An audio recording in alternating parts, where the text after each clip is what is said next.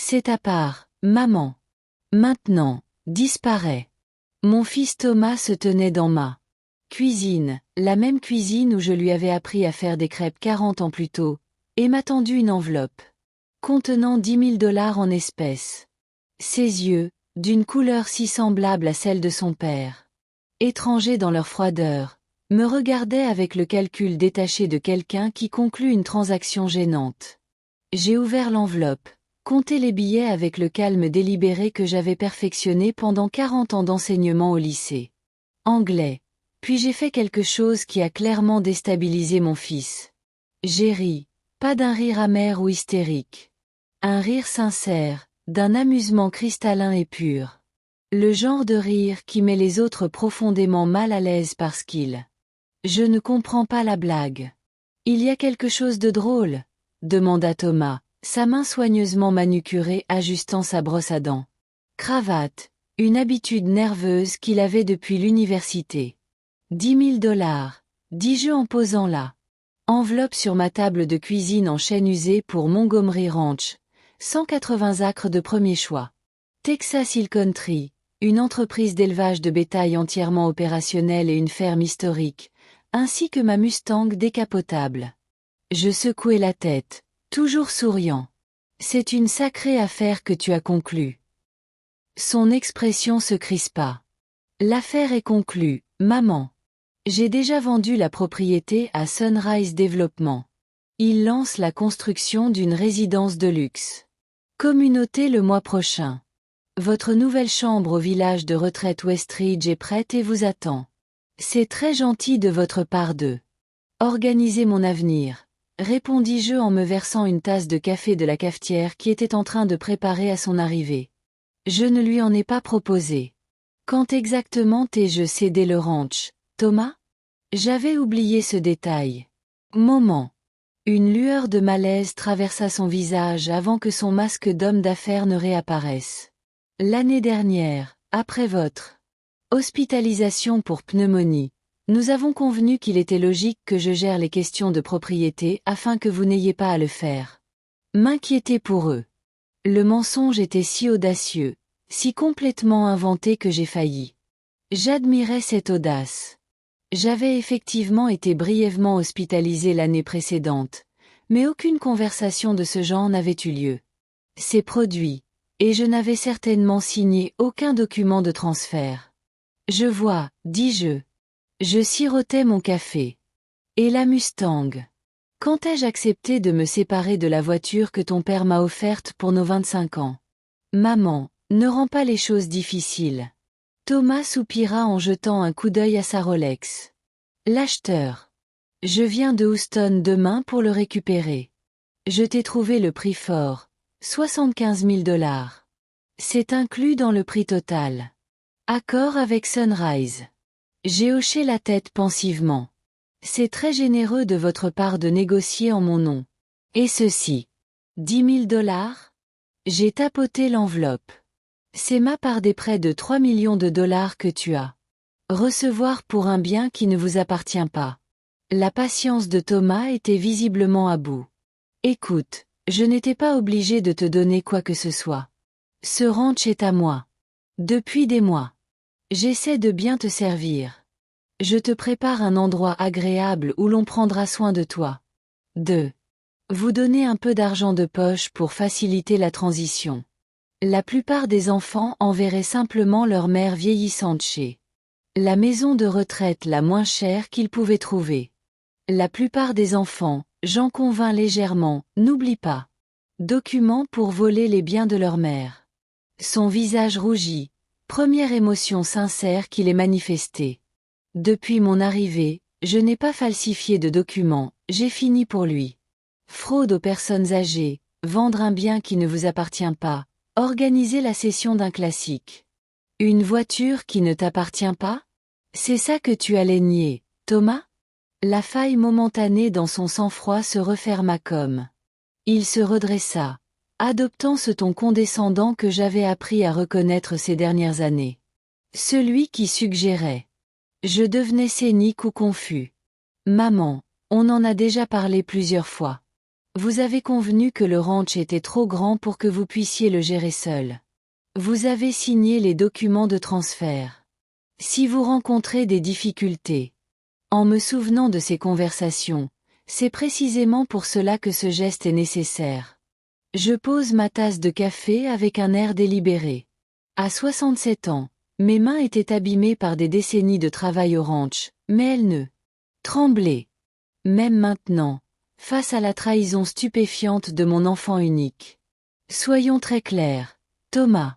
Je n'ai signé aucun document de transfert. Je n'ai jamais accepté de vendre Montgomery Ranch ou ma Mustang, et je n'ai certainement pas l'intention de le faire. J'ai des problèmes de mémoire. J'ai croisé son regard. J'ai un problème avec mon fils qui commet une fraude. À ce moment-là, une véritable inquiétude traversa son visage avant que sa confiance ne reprenne le dessus. Il sourit. Sourire condescendant réservé aux parents âgés difficiles qui ne savent pas ce qui est bon pour eux. Maman, je comprends que c'est bouleversant.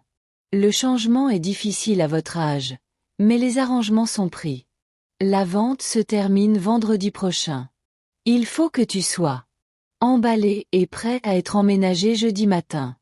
Il fit un geste vers l'enveloppe. Les 10 000 $ sont une courtoisie. La plupart les bénéfices seront versés à une fiducie qui couvrira vos soins pour le restant de vos jours. Quelle attention! Murmura Thomas. Il jeta un nouveau coup d'œil à sa montre. Je dois retourner au bureau. Je viendrai ce week-end pour t'aider. Commencez à faire les valises. Concentre-toi sur tes affaires personnelles. Le nouveau logement est entièrement meublé. Alors qu'il se dirigeait vers la porte, je l'ai interpellé. Thomas, une question. Il marqua une pause, se retournant avec une impatience visible. Oui. Vous êtes-vous déjà demandé pourquoi j'ai semblé si conciliant la semaine dernière? Pourquoi j'ai soudainement arrêté de me disputer à propos du ranch? Après avoir lutté pendant des années pour le garder, une lueur d'incertitude traversa son visage. Tu as enfin retrouvé la raison. J'ai réalisé que j'avais raison depuis le début. J'ai souri. Pas le sourire chaleureux d'une mère, mais le sourire entendu de quelqu'un qui détient 4 as dans une partie de poker à enjeu élevé. Vous devriez peut-être reconsidérer cette conclusion. Un rendez-vous, dis-je doucement. Il pourrait y avoir des complications. De quoi parles-tu? Sa voix s'est aigrie. Le premier signe d'inquiétude sincère. C'est juste une impression, répondis-je en ramassant l'enveloppe et en l'attendant. Tu devrais reprendre ça. Tu en auras plus besoin que moi. Thomas ne prit pas l'enveloppe. Sa confiance vacillait visiblement. Arrête de dramatiser, maman. Tout est arrangé. Les papiers sont signés. La vente a lieu. Si vous le dites, ai-je accepté aimablement. Souhaitez la bienvenue à Émilie.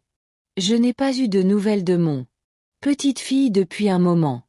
Je suppose que vous l'avez tenue au courant de tous ces arrangements pour mon avenir.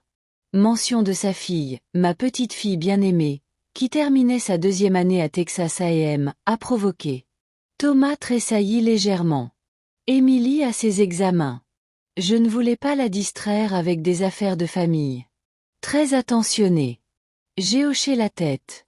Bon, je ne te retiendrai pas à ton rendez-vous important. J'ai quelques appels à passer. Après le départ de Thomas, je suis resté à la table de la cuisine, faisant tourner mon alliance autour de mon doigt. Une habitude de 45 ans qui s'était poursuivie. 5 ans après la mort de Robert, le poids de la trahison de mon fils pesait sur ma poitrine comme un fardeau physique. Mais en dessous brûlait une sensation différente, la détermination silencieuse et implacable qui m'avait permis de traverser tous les défis que la vie m'avait présentés.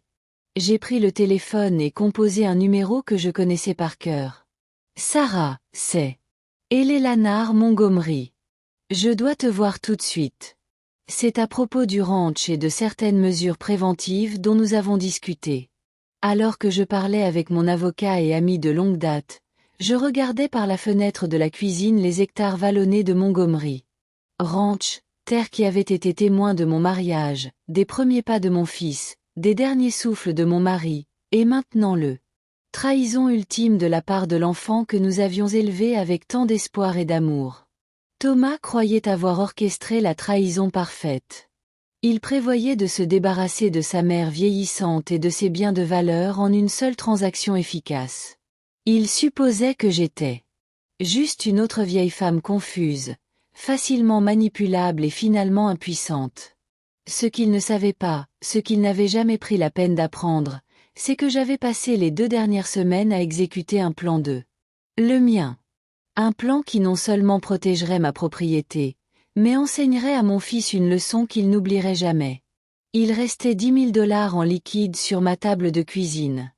Son indemnité de départ, insultante. Pour une vie de maternité. Je le laisserai là, monument à sa cupidité et à ma déception, jusqu'à ce qu'il. J'ai découvert exactement ce que j'avais fait. J'ai pris ma tasse de café, bu une gorgée satisfaite du café refroidissant. Et je me suis permis un autre petit rire. D'ici une semaine, Thomas comprendrait pleinement le sens de. Un vieux dicton dit qu'on apprend aux grands-mères à sucer des œufs. Ou, pour reprendre les termes du Texas, il ne faut jamais sous-estimer une vieille rancheuse qui. Elle a passé sa vie à anticiper tout, des voleurs de bétail à la sécheresse en passant par les prêts bancaires. Thomas était sur le point d'apprendre que. Leçon à la dure. Si vous regardez, abonnez-vous à la chaîne, aimez-la et dites-moi dans les commentaires où.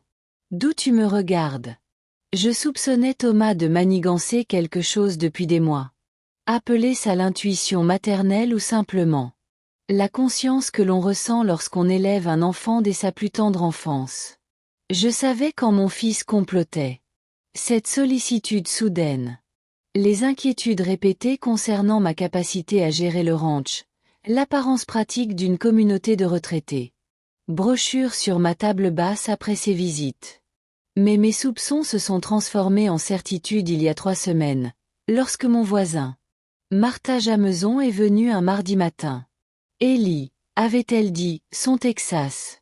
Son expression était plus prononcée lorsqu'elle était agitée. Je viens de voir Thomas avec des hommes en costume. Il marchait. Votre limite sud avec du matériel d'arpentage. Cette seule observation avait été le caillou qui avait déclenché. Avalanche. En quelques heures, j'ai eu la confirmation de ce que mon cœur maternel niait. Mon unique enfant travaillait activement à prendre ma maison contre mon gré. Une femme moins sérieuse l'aurait peut-être affronté immédiatement. Laisse-toi guider par l'émotion. Réponse. Mes 40 ans passés à gérer des étudiants adolescents et du bétail capricieux m'avaient appris la patience. Au lieu d'une confrontation, j'ai commencé ma propre campagne discrète. Mon premier appel avait. Je suis allé voir Sarah Lawson, mon avocate, amie et moi-même, survivante du veuvage et de l'éducation d'enfants obstinés. 24 heures plus tard, nous avions rassemblé ce qu'elle appelait en plaisantant l'équipe Eleanor. Elle-même, une. Jackson Reynolds, détective privé, et Marguerite Wilson, ma banquière depuis 20 ans. Il a un problème. Jackson me l'avait dit lors de notre première rencontre. Son visage buriné, grave, étalait des documents financiers qui peignaient. Un tableau inquiétant. Montgomery Property perd de l'argent. 3 projets de développement ont échoué, 2. Des poursuites judiciaires de la part d'entrepreneurs impayés, et une ligne de crédit au maximum. Il a besoin d'argent, avait traduit Sarah. Il considère le ranch comme son distributeur automatique de billets personnels. Cette révélation m'avait blessé plus que je ne voulais l'admettre.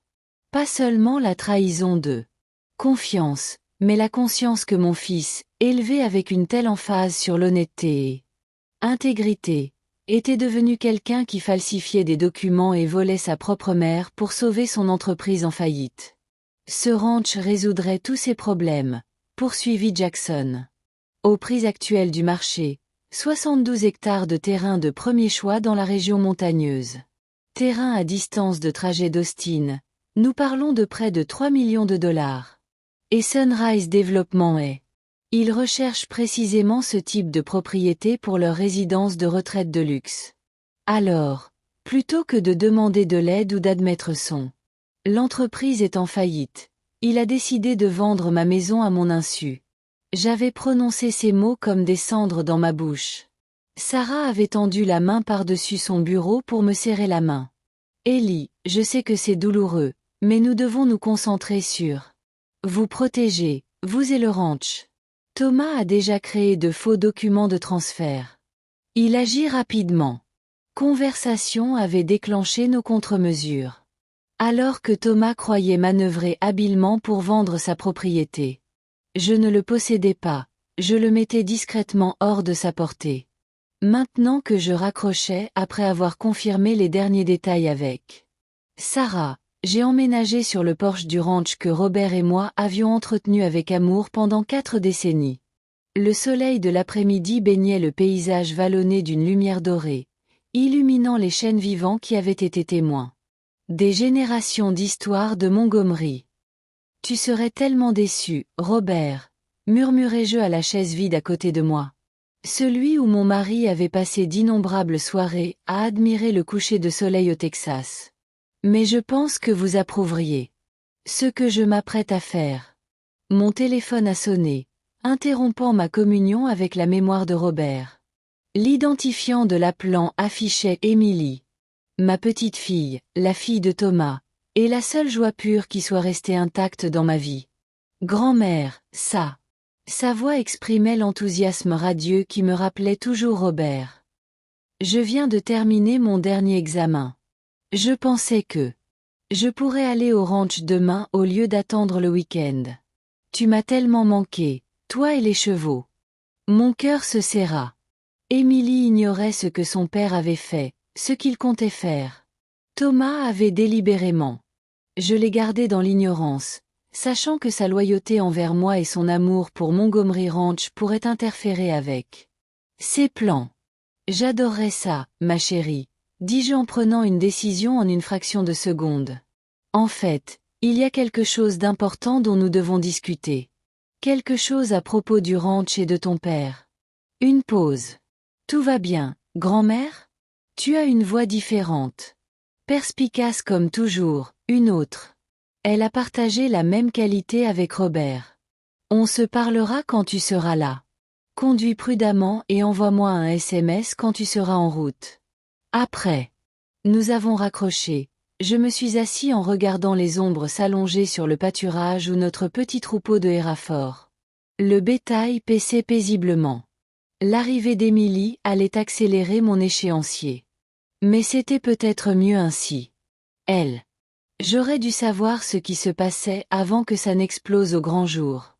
Ma Mustang décapotable, rouge cerise de 1965. Classique avec lequel Robert m'avait surpris lors de notre 25e anniversaire, assis dans la grange où je l'avais caché après avoir appris. Thomas avait organisé sa vente. L'idée qu'il se débarrasse avec désinvolture de quelque chose d'aussi précieux pour moi, comme si n'était qu'un atout de plus à liquider, me brûlait la poitrine comme de l'acide. Ça n'arrivera pas, Robert, ai-je promis haut. L'air du soir. Ni la Mustang, ni le ranch, rien de tout ça. Mon téléphone vibra. Un SMS de Jackson.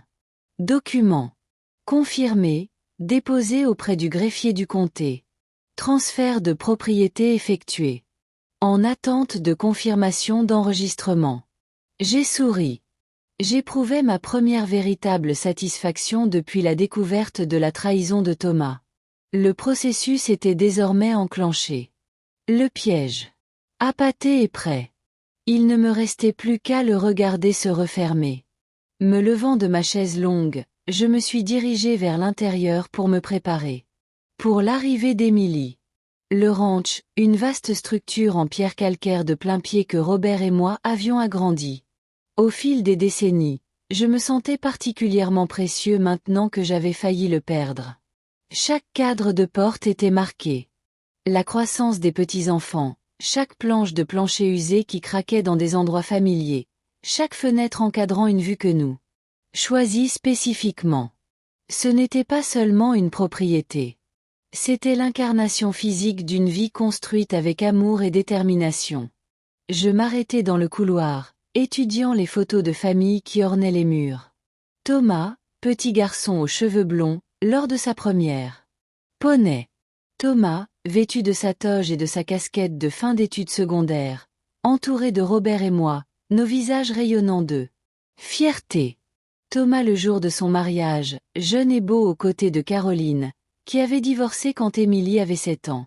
Quand ce garçon aux yeux brillants était-il devenu un homme capable d'orchestrer froidement le déplacement de sa mère? Que avais-je manqué dans? Comment l'élever, celui qui a permis une trahison aussi calculée? Ces questions m'avaient tourmenté dans les heures calmes des dernières nuits. Mais je n'avais trouvé aucune réponse satisfaisante. Peut-être n'y en avait-il pas. Chacun fait ses choix, et Thomas avait fait les siens. Il allait maintenant en subir les conséquences. Dans la cuisine, j'ai commencé à préparer le plat préféré d'Émilie, du poulet frit. Sauce crémeuse et biscuits maison. Un plat réconfortant semblait approprié pour ce qui serait sans doute un repas inconfortable. Conversation. Pendant que je travaillais, je répétais comment dire à ma petite fille que son père avait tenté de me voler mon propriété, falsifier des documents et me reléguer dans une maison de retraite contre ma volonté, tout en empochant des millions. De la vente d'un terrain qui appartenait à notre famille depuis des générations. Plus difficile encore, comment expliquer ce que je avais fait en réponse, et le rôle qu'elle jouerait désormais dans la préservation du Montgomery Ranch pour l'avenir. Le poulet grésillait dans la poêle en fonte qui avait appartenu à ma mère avant moi, remplissant la cuisine d'arômes familiers. Dehors, les premières étoiles sont apparues dans le ciel de plus en plus profond du Texas, inchangé par l'activité humaine. Des drames ou des trahisons. Quoi qu'il arrive ensuite, j'étais prêt. Thomas avait joué son coup, persuadé d'avoir toutes les cartes en main. Il n'avait aucune idée que je jouais à un tout autre jeu. Émilie est arrivée juste après midi le lendemain. Une vieille Jeep soulevait un nuage de poussière en sautant dans l'allée du ranch. Je l'observais depuis le porche se garer. À côté de mon camion, ses cheveux blond miel, si semblables à ceux de Roberts dans sa jeunesse, capturaient le soleil dès qu'elle sortait. À 19 ans, ma petite fille était devenue une jeune femme remarquable, intelligente, travailleuse et possédant un tempérament calme. Une intégrité qui me faisait parfois mal au cœur. Elle avait la taille et la silhouette élancée de Robert, mes yeux verts. Et un lien profond avec le ranch Montgomery. Grand-mère, elle a voyagé. Elle monta les marches du porche et m'enveloppa dans une étreinte qui sentait le soleil et le parfum de vanille qu'elle portait depuis le lycée. L'école. Tu m'as tellement manqué. Comment va la nouvelle FO? La mère, qui a eu une grossesse difficile, a-t-elle bien accouché? Les questions immédiates sur le fonctionnement du ranch m'ont fait sourire. Contrairement à son père, Émilie n'avait jamais vu. Montgomery Ranch n'était qu'un simple bien immobilier. Depuis qu'elle a pu me suivre avec ses bottes de cow-boy miniature, elle avait. J'ai embrassé tous les aspects de la vie au ranch, la beauté et les difficultés, la liberté et les responsabilités. Les fausses sont. Stella a donné naissance à un veau mâle en pleine santé il y a 2 semaines. Ai-je rapporté en la conduisant à l'intérieur. Du café, où êtes-vous? Toujours fan de thé glacé depuis la fac? Du café? Absolument. La semaine des examens m'a demandé de consommer des quantités dangereuses de caféine. Elle m'a suivi jusqu'à la cuisine, déposant son sac à dos sur une chaise avec la confiance désinvolte de quelqu'un complètement à la maison. Alors, de quoi s'agit-il? Tu avais l'air sérieux au téléphone. Je me suis occupé de la cafetière, prenant quelques instants pour organiser mes pensées. C'est à propos de ton père, commençai-je en gardant ma voix. Il a mesuré ses décisions concernant le ranch. L'expression d'Émilie s'est immédiatement affinée. Qu'a fait papa? Maintenant. Est-ce qu'il continue à te faire pression pour que tu vendes et que tu déménages dans cette ridicule résidence pour retraités? Son saut immédiat vers. Cette inquiétude générale m'a prise par surprise. Tu savais ça? Elle a grogné, acceptant la tasse de café que j'avais. Il lui a tendu la main. Il en parlait depuis des mois. Il m'a dit que c'était pour ton bien et que le ranch était trop grand pour lui. Quelqu'un de ton âge. Je lui ai dit qu'il était ridicule. Tu es en meilleure santé que la plupart des gens de la moitié de ton âge. Une vague de La gratitude m'a envahi face à sa défense instinctive. Ça dépasse la pression maintenant. Ton père a pris des mesures concrètes pour forcer la situation. J'ai pris une grande inspiration. Il a falsifié des documents transférant la propriété du ranch pour lui-même et a convenu de le vendre à une société de développement. La tasse de café d'Émilie s'est figée à mi-chemin de sa lèvre. Il est quoi? Avec la même précision minutieuse dont j'avais fait preuve autrefois pour expliquer la littérature complexe aux réfractaires. Adolescent, j'ai exposé les preuves. Les documents de transfert falsifiés, les rencontres avec Sunrise Développement, l'accord de vente pour près de 3 millions de dollars et enfin son généreux paiement de 10 000 dollars était censé me payer mon adhésion. Quand j'ai eu fini, le visage d'Émilie était vidé de sa couleur, remplacé par une bouffée de colère qui me rappelait puissamment Robert dans ses rares moments de sincérité. Indignation. C'est criminel, dit-elle finalement, la voix tremblante. Fraude. C'est de la maltraitance envers les aînés. Elle s'est interrompue, posant sa tasse avec un tel. Forcer le café à déborder. Je n'arrive pas à croire qu'il puisse te faire ça. À cet endroit. Les gens font parfois des choix désespérés lorsqu'ils sont en difficulté, dis-je, surpris de constater. Je propose moi-même un contexte susceptible d'atténuer les agissements de Thomas. L'entreprise de votre père est en faillite. Il a besoin d'argent. Mal, alors il vole sa propre mère.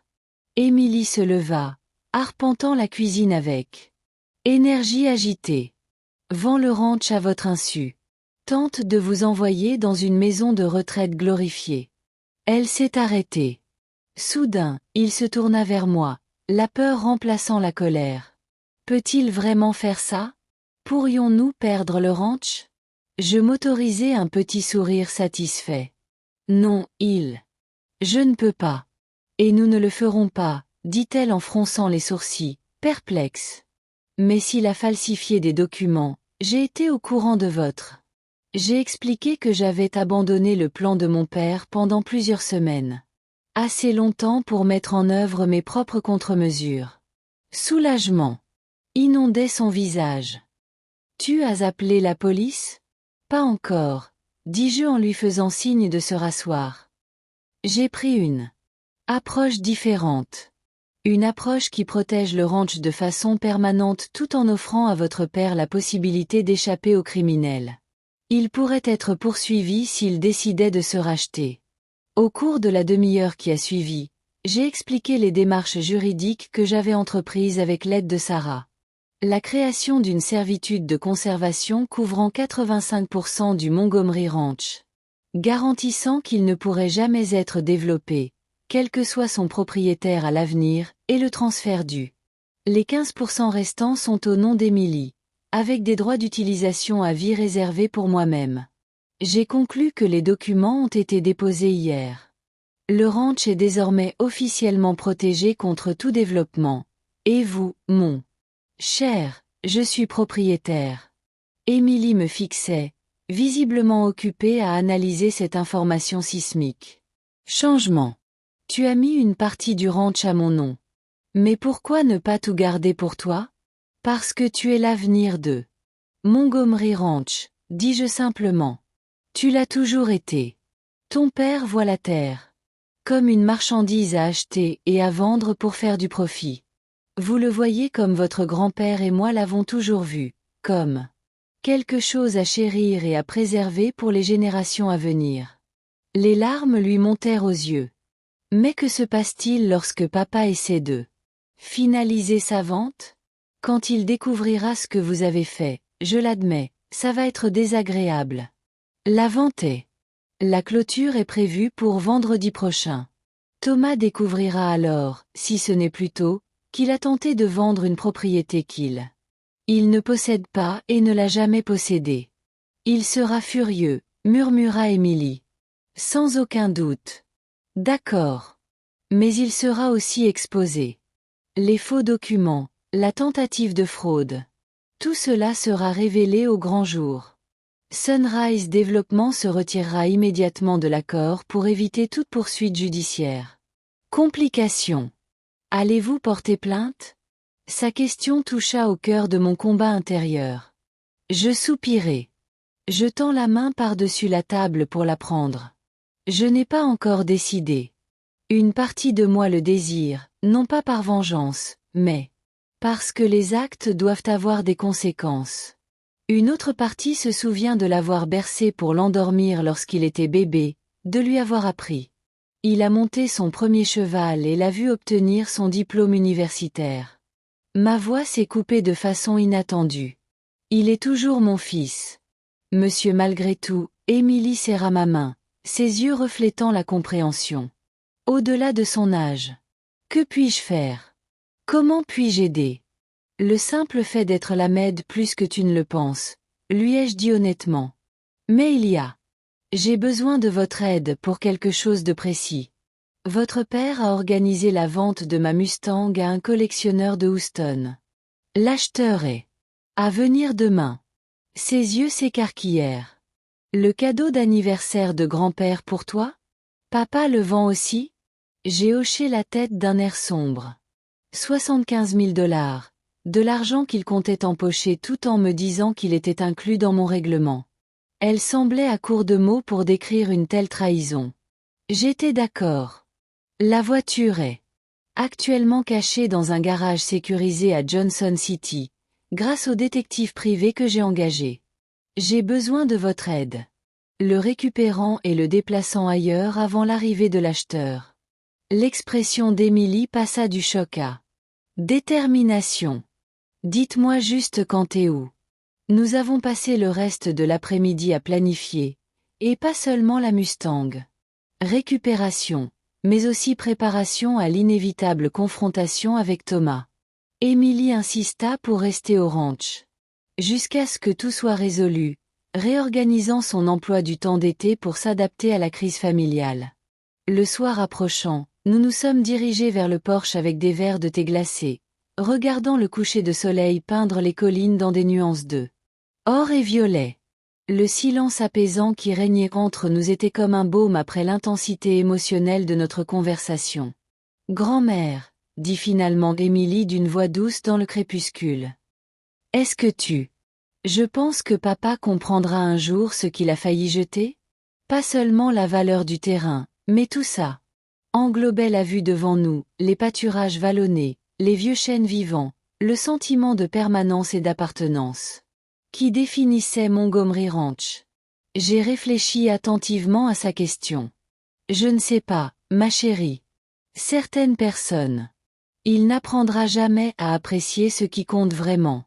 Mais j'espère que cette expérience sera un signal d'alarme, une chance pour lui de réévaluer ses priorités.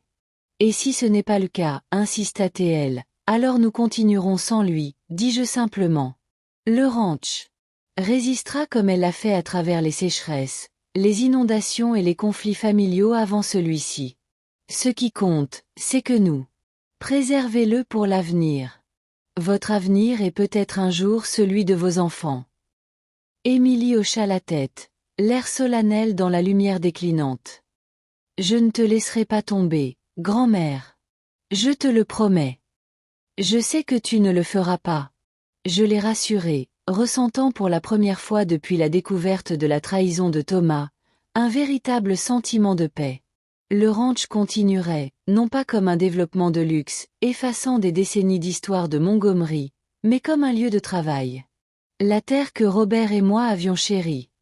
Désormais préservée pour une autre génération. Demain apporterait son lot de défis. Récupérer la Mustang, se préparer à la fureur inévitable de Thomas lorsque son plan s'effondre, naviguer dans les méandres compliqués.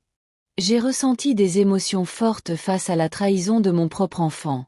Mais ce soir, assis, à côté de la petite fille, qui incarnait les meilleures qualités de notre famille, je me suis permis d'être simplement reconnaissante pour la. Grâce à cette prévoyance, J'ai pu protéger ce qui comptait le plus. La Mustang brillait sous le soleil matinal, ses couleurs cerises. Peinture rouge presque lumineuse sur le bois patiné du garage privé de Jackson Reynolds à Johnson City. J'ai fait tourner ma main sur le capot élégant. Les souvenirs me reviennent au contact du métal frais sous ma paume. Elle est toujours belle, souffla Émilie à côté de moi, l'appréciation évidente dans sa voix. Mon grand-père m'a fait une surprise pour notre 25e anniversaire, lui ai-je dit, même si elle avait déjà entendu cette histoire plusieurs fois auparavant. Il l'a conduit jusqu'à la maison avec un arc géant sur le dessus, a déclaré qu'un quart de siècle de support avec lui méritait quelque chose de spécial. Jackson Reynolds, le détective privé qui avait joué un rôle déterminant dans la découverte de la plan, se tenait à une distance respectueuse, clé en main. La soixantaine, avec le visage buriné d'un homme qui avait passé beaucoup de temps à l'extérieur, il avait la vigilance tranquille de quelqu'un habitué.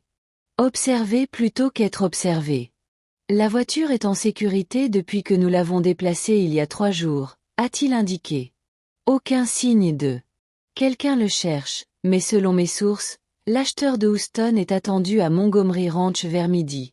Aujourd'hui. J'ai regardé ma montre.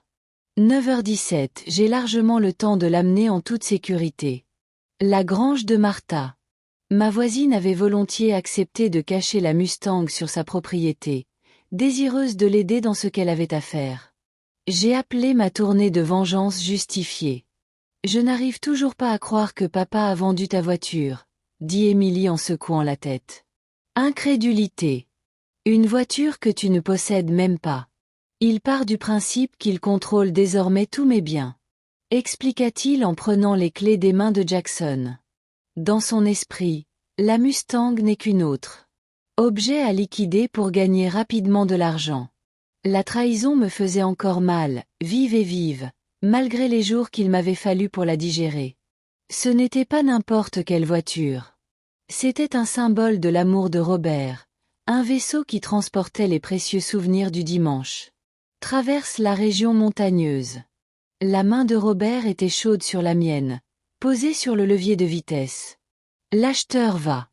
Je serais assez déçu quand il se présenterait et qu'il n'y aurait pas de Mustang, observa Émilie, une pointe de satisfaction dans la voix. Plus que déçu, ajouta Jackson. D'après ce que j'ai découvert, il a déjà viré un acompte sur le compte de votre fils. Compte. $20 000 non remboursables. J'ai grimacé à cette révélation. Le plan de Thomas était se dissipant plus vite que je ne l'avais anticipé, créant des dommages collatéraux au-delà de notre famille immédiate. Ce pauvre. L'homme est innocent dans tout ça. Il croit faire un achat légitime. On pourrait le prévenir, Émilie. Je lui ai suggéré de l'appeler et de lui expliquer la situation avant qu'il ne fasse le trajet depuis Houston. J'y ai brièvement réfléchi. Avant de secouer la tête.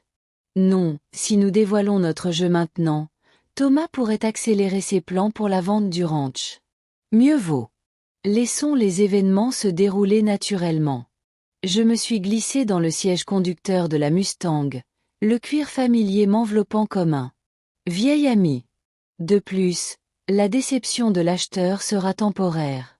Le jugement de Thomas sera permanent.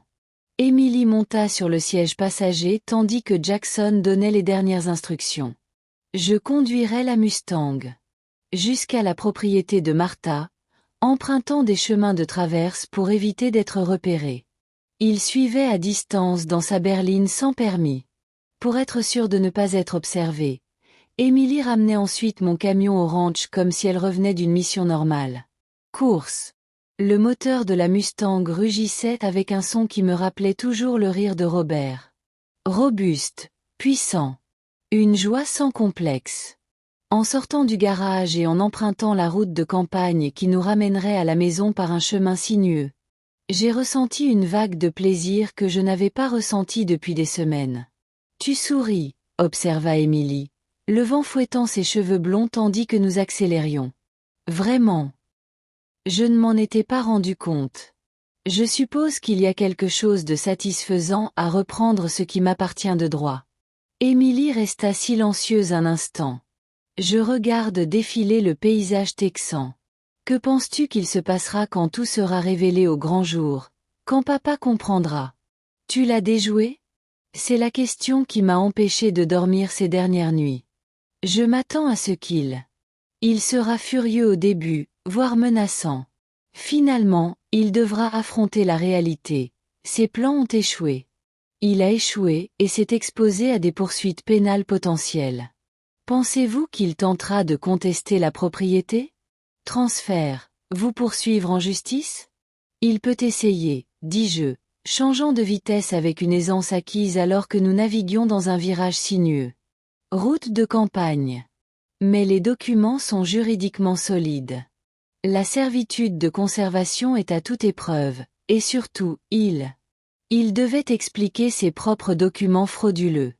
J'ai jeté un coup d'œil à son expression troublée. Qu'est-ce qui se passe vraiment? Ça t'inquiète, M? Elle soupira, tirant distraitement sur un fil d'effet de son jean. J'ai peur que cela détruise définitivement ta relation avec papa, qu'il n'y ait aucun moyen de revenir en arrière. L'inquiétude était plus profonde que je ne voulais l'admettre. Malgré la trahison de Thomas, il est resté mon unique enfant, le bébé que j'avais eu. Soigné, le garçon que j'avais élevé, l'homme qui, malgré ses actions actuelles, m'a apporté une joie immense. C'est à Thomas de décider, ai-je finalement dit. Je n'ai pas créé cette situation. Si réconciliation il doit y avoir, elle nécessitera de sincères remords et des réparations. De sa part. Nous avons conduit le reste du voyage dans un silence contemplatif, le moteur de la Mustang fournissant une bande sonore réconfortante pour nos pensées. Martha Jameson nous attendait à notre arrivée à l'entrée arrière de son ranch. Les portes de la grange s'ouvrent déjà pour accueillir notre précieuse cargaison. Ellie Montgomery, espèce de renard rusé, m'a accueilli avec Je l'ai serré dans mes bras en sortant de la voiture. Thomas ne comprendra pas ce qui lui est arrivé. Martha, avec sa tresse argentée et son regard perpétuellement peau brûlée par le soleil, était mon meilleur ami depuis le diagnostic de Robert. À 72 ans, elle dirigeait sa propre petite exploitation d'élevage avec la même détermination qui l'avait aidé à traverser son veuvage pendant 15 ans. Merci d'avoir fait ça, lui dis-je tandis que nous guidions la Mustang dans l'intérieur ombragé de la grange. Je sais que ça te met mal à l'aise, grogna Martha d'un ton dédaigneux. Chérie, la seule position inconfortable sera celle de Thomas qui essaiera. Pour expliquer à ce collectionneur pourquoi la Mustang qu'il a vendue n'est pas là où elle est censée être. Une fois la voiture en sécurité, cachée sous une bâche dans le coin arrière de la grange de Martha, Emily et moi sommes retournés à mon camion. Jackson a confirmé qu'il continuait à surveiller la situation, notamment l'arrivée prévue de l'acheteur de Houston. Appelez-moi dès que possible. Tout arrive, lui ai-je dit. Je veux savoir exactement comment Thomas gère le premier échec de ses plans. De retour à Montgomery Ranch, Emily et moi avons maintenu une apparence normale, en nourrissant le bétail, en vérifiant les clôtures, préparant le déjeuner, tout en attendant l'inévitable appel téléphonique qui signalerait le début de la calcul. Il est arrivé à 12h43. Mon téléphone a sonné avec le son distinctif de Thomas. Et j'ai répondu avec une désinvolture délibérée. Allô, où est-il? Sa voix vibrait d'une fureur à peine maîtrisée. Où est passée la Mustang? Bonjour à toi aussi, Thomas, dis-je. Répondis doucement. Je vais bien. Merci de demander. Ne joue pas avec moi, maman. Le mot sonnait comme plutôt qu'une relation. Monsieur Harrington se tient dans notre allée avec 20 000 $ déjà payés et pas de voiture à récupérer. Où l'as-tu caché? Je n'ai rien caché, ai-je dit. Ce qui était techniquement vrai. Martha avait effectivement caché les faits. Je suis curieux de savoir pourquoi vous pensez avoir l'autorisation de vendre ma voiture à mon insu et sans mon consentement. Sa respiration changea, devenant plus mesurée à mesure qu'il Il tenta visiblement de se maîtriser. Lorsqu'il reprit la parole, sa voix avait adopté le ton condescendant que j'avais entendu. À redouter. Maman, on a déjà vécu ça. Tous tes biens ont été transférés sous ma gestion. Le produit de la vente de la voiture est. Je suis allé dans votre fonds de pension. Intéressant, me dis-je. Je ne me souviens pas avoir signé de document vous autorisant à vendre. Le cadeau d'anniversaire de Robert. Pourriez-vous me rafraîchir la mémoire?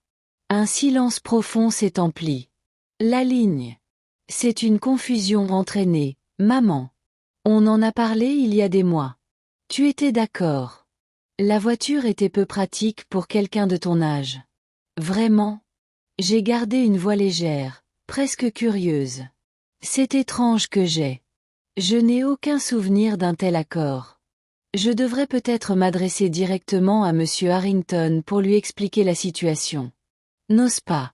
Le masque de patience s'est effondré, révélant la panique sous-jacente. Je m'en occupe. Dis-moi juste où. Tu as caché la voiture, et on réglera le reste plus tard. J'ai bien peur de ne pas pouvoir faire ça, Thomas. La Mustang n'est pas à vendre. Ni aujourd'hui, ni jamais. C'était le cadeau de Robert, et j'ai bien l'intention de le garder. J'ai marqué une pause, puis j'ai ajouté doucement. Tout comme j'ai l'intention de conserver le ranch Montgomery. Le silence qui suivit fut si complet que je pouvais entendre son bruit irrégulier. Respirant, le bruit de son monde commençant à se fissurer. On en discutera quand je sortirai. Voilà, dit-il finalement, la voix serrée par une rage contenue. Ne fais rien. Sinon. Impulsif. L'appel s'est terminé brusquement. J'ai levé les yeux et j'ai découvert qu'Émilie m'observait depuis la porte de la cuisine. Son expression était un mélange d'inquiétude et d'admiration. Il vient ici, n'est-ce pas? Demanda-t-elle. Oui, confirmai-je. Je pose mon téléphone avec un calme délibéré. Et il est furieux. Tu as peur? Sa question était directe, sans jugement. J'y ai réfléchi honnêtement avant de répondre. Pas vraiment effrayé. Triste, déçu, résolu. Je l'ai rencontré. Un regard inquiet, une confiance assurée, mais sans peur. Ton père a peut-être oublié qu'il a élevé, mais pas moi. J'ai enseigné l'anglais au lycée à des générations d'adolescents rebelles tout en dirigeant ce ranch à vos côtés. Grand-père. J'ai affronté des taureaux qui accusaient, des menaces de saisie bancaire et l'adolescence de ton père. Un sourire. Il tira les lèvres d'Émilie. Pauvre papa. Il n'a aucune idée de ce qui l'attend. Non, acquiesça-t-il en se levant de la table de la cuisine, plein d'énergie. Mais il est sur le point de le découvrir. Thomas est arrivé 90 minutes plus tard. Plus tard, sa BMW noire soulevant un nuage de poussière visible à 800 mètres. Observa son approche depuis le fauteuil à bascule du Porsche qui avait été le préféré de Robert, projetant délibérément un air de calme. Elle n'était pas tout à fait d'accord. Émilie s'était installée dans la cuisine, hors de vue, mais à portée de voix. Nous avions convenu que surprendre Thomas par sa présence risquait d'aggraver une situation déjà explosive. La BMW hurla. Un arrêt à côté de mon camion, et Thomas a émergé comme un nuage d'orage, son apparence normalement impeccable. Échevelé, le visage rouge de colère, il monta les marches du Porsche en trombe, sans même un mot de politesse. « Avez-vous une idée de ce que tu as fait ?» demanda-t-il en se penchant au-dessus de moi dans ce que je reconnus comme une tentative intentionnelle d'intimidation. Harrington menace de me poursuivre en justice pour fraude. 20 000 $ jetés par les fenêtres, mon réputation ternie. Et tout ça parce que tu as décidé de jouer avec la Mustang. J'ai continué à la balancer, en gardant un œil sur contact, mais refusant de se laisser entraîner à adopter son ton. Point de vue intéressant, Thomas. De mon point de vue. Vous avez tenté de vendre un bien qui ne vous appartient pas, vous avez accepté un acompte pour le dit bien et vous êtes maintenant face aux conséquences naturelles de ces actes. C'est ma voiture, cria-t-il. J'abandonne toute prétention de fils patient face à une mère âgée difficile. Tout est à moi maintenant. La voiture. Le ranch, tout. Tu as signé les papiers de transfert l'année dernière. Vraiment? Je gardai une voix calme, presque curieuse. Peut-être. Tu pourrais me montrer ces papiers. J'ai l'impression d'avoir égaré mes copies. Son expression oscillait entre rage et calcul. Ils sont déposés auprès du greffier du comté. Vous le savez.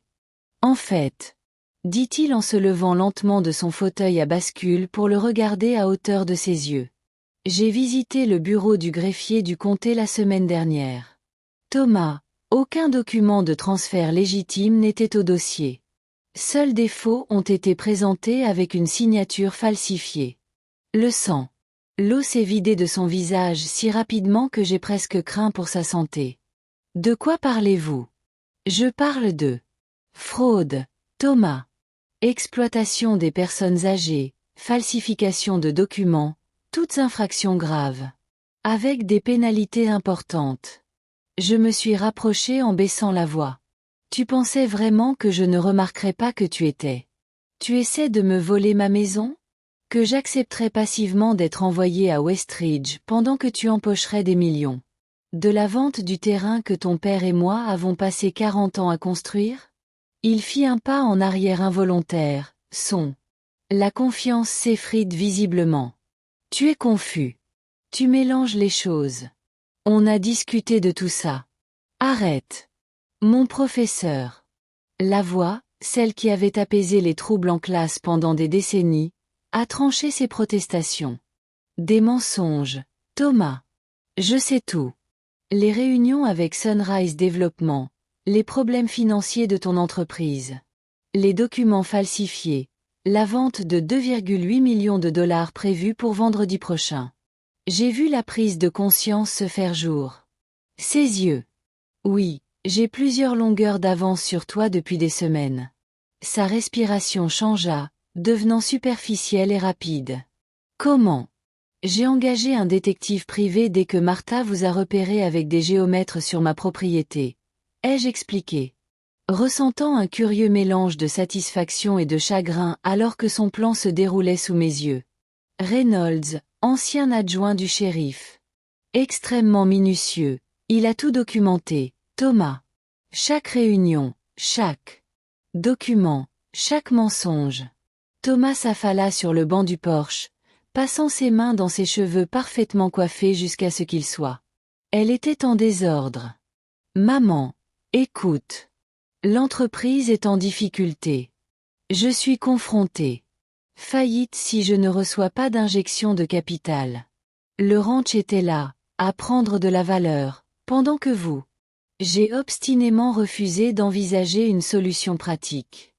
Voler sa mère n'est jamais une solution pratique, interrompu, la voix aigre, marquée par une colère longtemps contenue. Falsifier des documents n'est pas une stratégie commerciale. Essayer de forcer. M'enfermer dans une maison de retraite contre ma volonté n'est pas réaliste. C'est cruel, voire criminel. Un lourd silence s'installa. Entre nous, interrompu seulement par le mugissement lointain du bétail et le murmure du vent à travers les chênes verts. Quand Thomas. Il parla enfin, sa voix était dangereuse. Et maintenant? Tu me fais tourner la tête. Porter plainte contre votre fils unique, créer un scandale public qui détruit. Nous deux. Il leva les yeux, son expression se durcissant. Ou alors on peut encore arranger ça. La vente du ranch peut avoir lieu. Vous obtiendrez un règlement généreux, plus de 10 000, de quoi vivre confortablement. Où que vous choisissiez. J'ai presque ri de son audace, même maintenant que son plan était exposé, de croire à la négociation. C'était possible.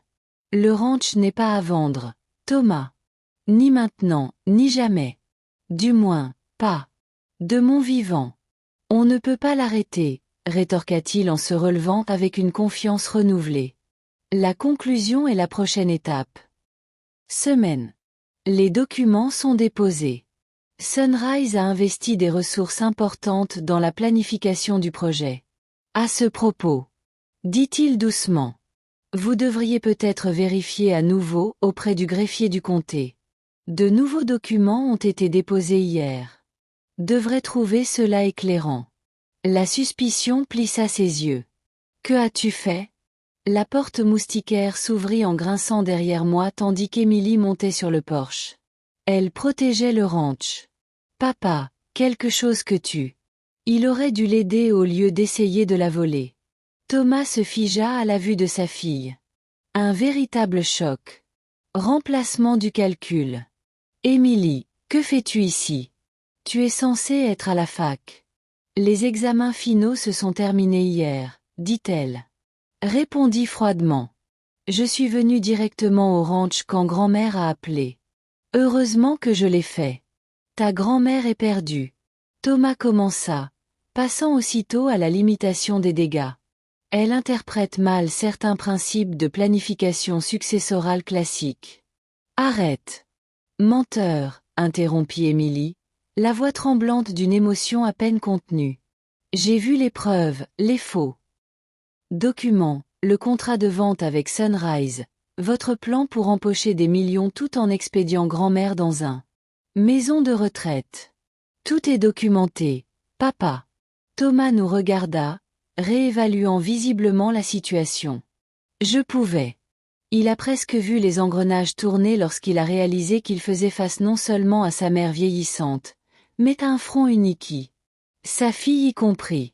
Quels documents ont été déposés hier? Demanda-t-il finalement. La lassitude remplaça l'agressivité.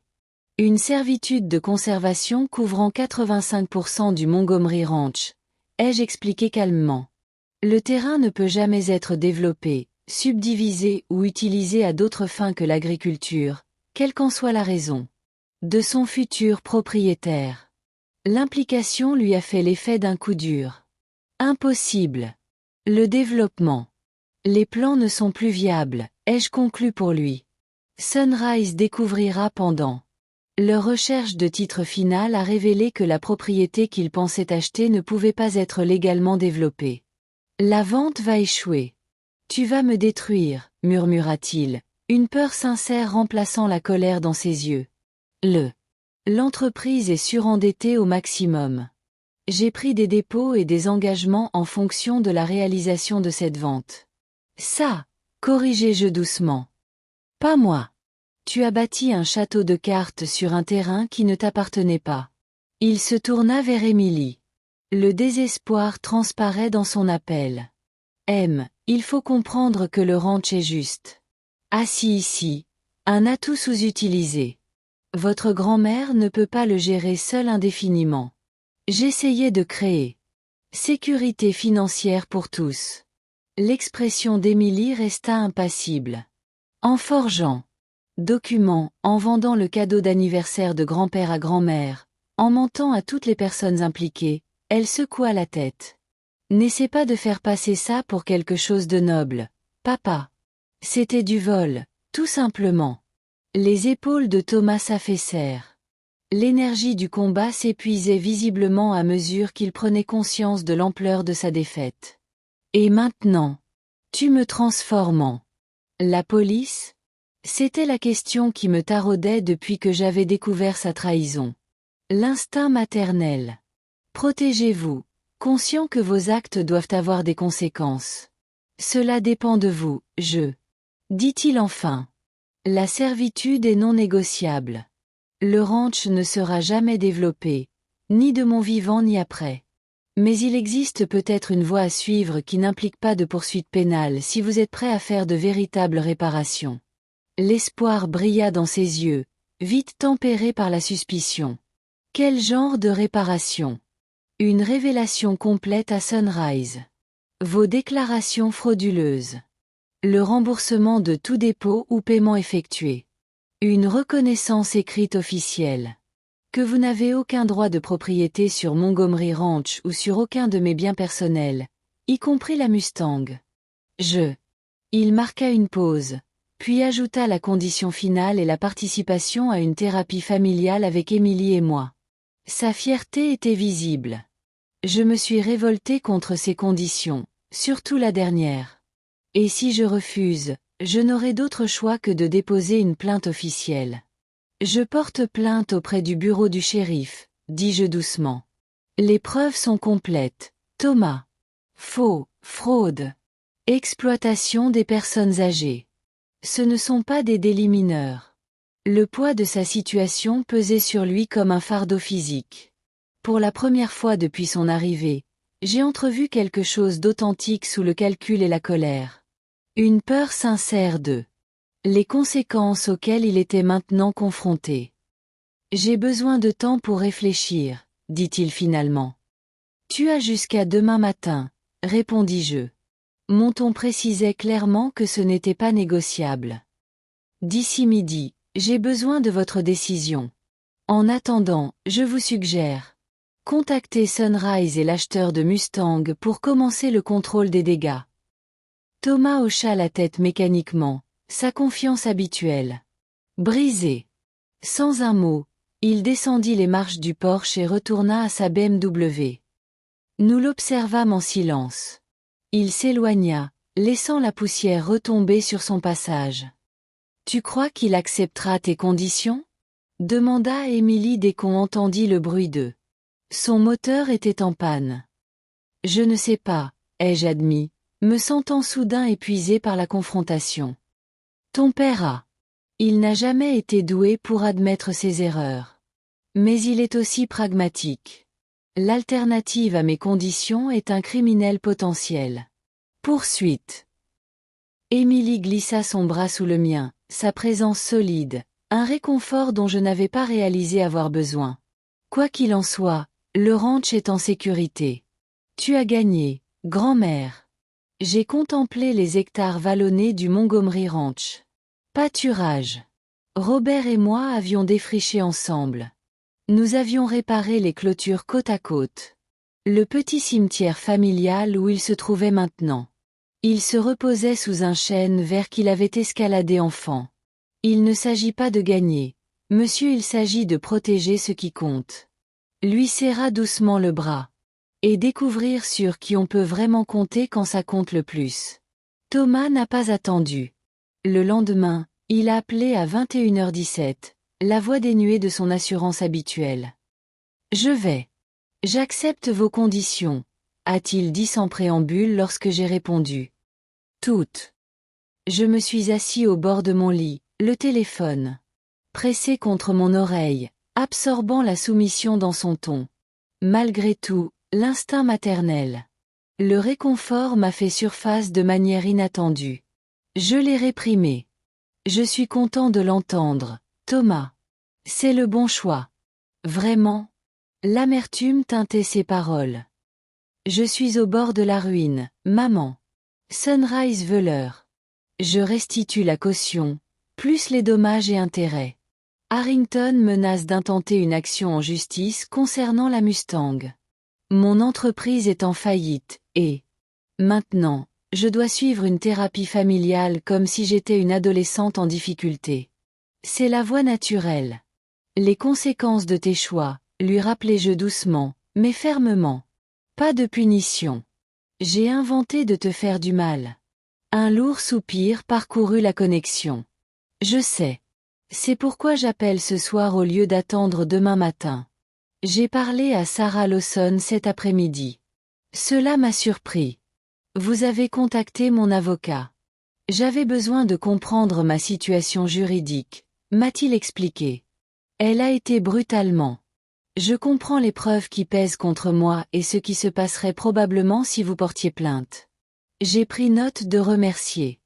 Merci à Sarah pour son analyse directe. Et elle a mentionné autre chose, quelque chose que j'ignorais. À propos de la servitude de conservation. Sa voix tremblait légèrement à propos des 15% restants du ranch. Ah, J'ai appris l'héritage d'Émilie. Qu'en est-il? Tu l'as transmis à Émilie. Le ton grégaire dans sa voix était indéniable. Non seulement ils m'ont contourné, mais ils ont activement transféré un actif de plusieurs millions de dollars à ma fille plutôt qu'à moi. Je l'ai transféré à quelqu'un qui apprécie Montgomery Ranch pour ce qu'il est, et non pour son prix de vente. J'ai corrigé. Je garde un ton neutre. Quelqu'un qui voit cette terre, comme ton père et moi l'avons toujours vue, comme quelque chose à préserver. Et chérie, non liquidé pour un profit rapide. Le silence s'étendit entre nous, chargé d'accusations inexprimées et d'une fierté blessée. Finalement, Thomas demanda: quand souhaitez-vous entamer ce processus de réconciliation? Sarah rédigera la reconnaissance formelle concernant la propriété immobilière que vous devrez signer demain. Je lui ai dit: quant à Sunrise et à Monsieur Harrington, j'attends de vous de les contacter immédiatement pour commencer à réparer les torts. La consultation familiale peut attendre la semaine prochaine. Donnez-nous à tous un. J'ai peu de temps pour assimiler les événements récents. Bien. Son ton sec suggérait que ce n'était pas du tout normal. Pourtant, il n'était pas en. Je n'étais pas en mesure de discuter. Je passerai demain à 10 heures pour signer ce que Sarah préparera. Après avoir raccroché, je me suis assis. Je restai immobile pendant plusieurs minutes, retournant la conversation dans ma tête. Thomas avait accepté mes conditions. Pourtant, quelque chose. Sa voix me troublait, une voix cassante qui suggérait une capitulation plutôt qu'une véritable compréhension. Émilie frappa doucement sur la porte de ma chambre, passant la tête à l'intérieur quand je l'appelais. Était-ce papa? J'ai hoché la tête en tapotant l'espace à côté de moi. Le lit. Il a tout accepté. Il sera là demain pour signer l'acte de reconnaissance. Elle était assise à côté d'eux. Moi, ramenant ses genoux contre sa poitrine dans une posture qui m'a soudain rappelé son enfance. Tu crois qu'il est sérieux? Qu'il est vraiment désolé? Je pense qu'il regrette de s'être fait prendre, ai-je dit sincèrement. Que cela devienne sincère. Il reste à voir s'il aura des remords pour ses actes. Émilie posa son menton sur ses genoux, paraissant plus jeune que ses 19 ans. Année. J'essaie sans cesse de réconcilier le père que je croyais connaître avec quelqu'un qui falsifie des documents et essaie de vendre ta maison hors de sous toi. Ça n'a aucun sens. Je passai un bras autour de ses épaules, l'attirant contre moi. Les gens sont compliqués. Monsieur, ils peuvent être aimants dans certains contextes et impitoyables dans d'autres. Votre père a toujours été ambitieux et parfois prêt à faire des économies pour atteindre ses objectifs, mais c'était le cas. Différent, insista T.L. C'était calculé, cruel. Oui, j'acceptais, incapable. Pour édulcorer cette douloureuse vérité. C'était le cas. Nous sommes restés assis en silence quelques instants avant qu'Émilie ne pose la question que je me posais. Redoutable. Pourras-tu un jour lui pardonner? C'était le cœur du problème, la question que je me posais depuis le début. Nuit blanche depuis la découverte de la trahison de Thomas. Pourrais-je pardonner à mon fils unique d'avoir tenté de me rejeter? Comme une possession gênante, pour avoir traité la maison que son père et moi avions construite comme rien d'autre qu'un actif financier. Être liquidé. Le pardon n'est pas une décision unique, dis-je finalement. C'est un processus, et cela exige un repentir sincère de la part de la personne qui a causé le tort. Je lui ai serré l'épaule. Doucement. Je suis prête à travailler pour obtenir le pardon si ton père est prêt à le mériter en changeant de comportement. Émilie hocha la tête pensivement. Je suis toujours aussi en colère contre lui, mais il reste mon père et il est. Je suis toujours mon fils. J'ai reconnu. Les relations familiales sont résilientes, mais pas indestructibles. Elles peuvent résister. Une tension importante, mais il nécessite des soins et de l'honnêteté pour guérir une fois endommagée. Après qu'Émilie soit retournée dans sa chambre, je me suis retrouvée incapable de dormir. Je me suis dirigée vers la véranda et me suis installée dans le fauteuil de Robert. Comme je l'avais fait d'innombrables nuits depuis sa disparition. La lune était basse au-dessus des pâturages à l'est, projetant une lumière argentée. À travers le paysage que nous avions aimé ensemble. J'aurais aimé que tu sois là pour ça, Robert, murmurai-je au vide. Chaise à côté de moi. Tu savais toujours comment rejoindre Thomas quand il s'égarait. Le matin arriva avec la clarté. L'éclat typique des sources du Texas Hill Country. Je me suis levé tôt, terminant le ranch. Tâches ménagères avec l'aide d'Emily avant de préparer l'arrivée de Thomas. Sarah avait appelé pour confirmer qu'elle apporterait. Les documents ont été remis à 22 heures, après avoir travaillé tard le soir pour les préparer. Ils sont arrivés ensemble. Sarah est raisonnable. La berline, suivie de la BMW de Thomas, était exactement à 10 heures. Je les ai salués sur le porche. Remarquant l'apparence hagarde de Thomas.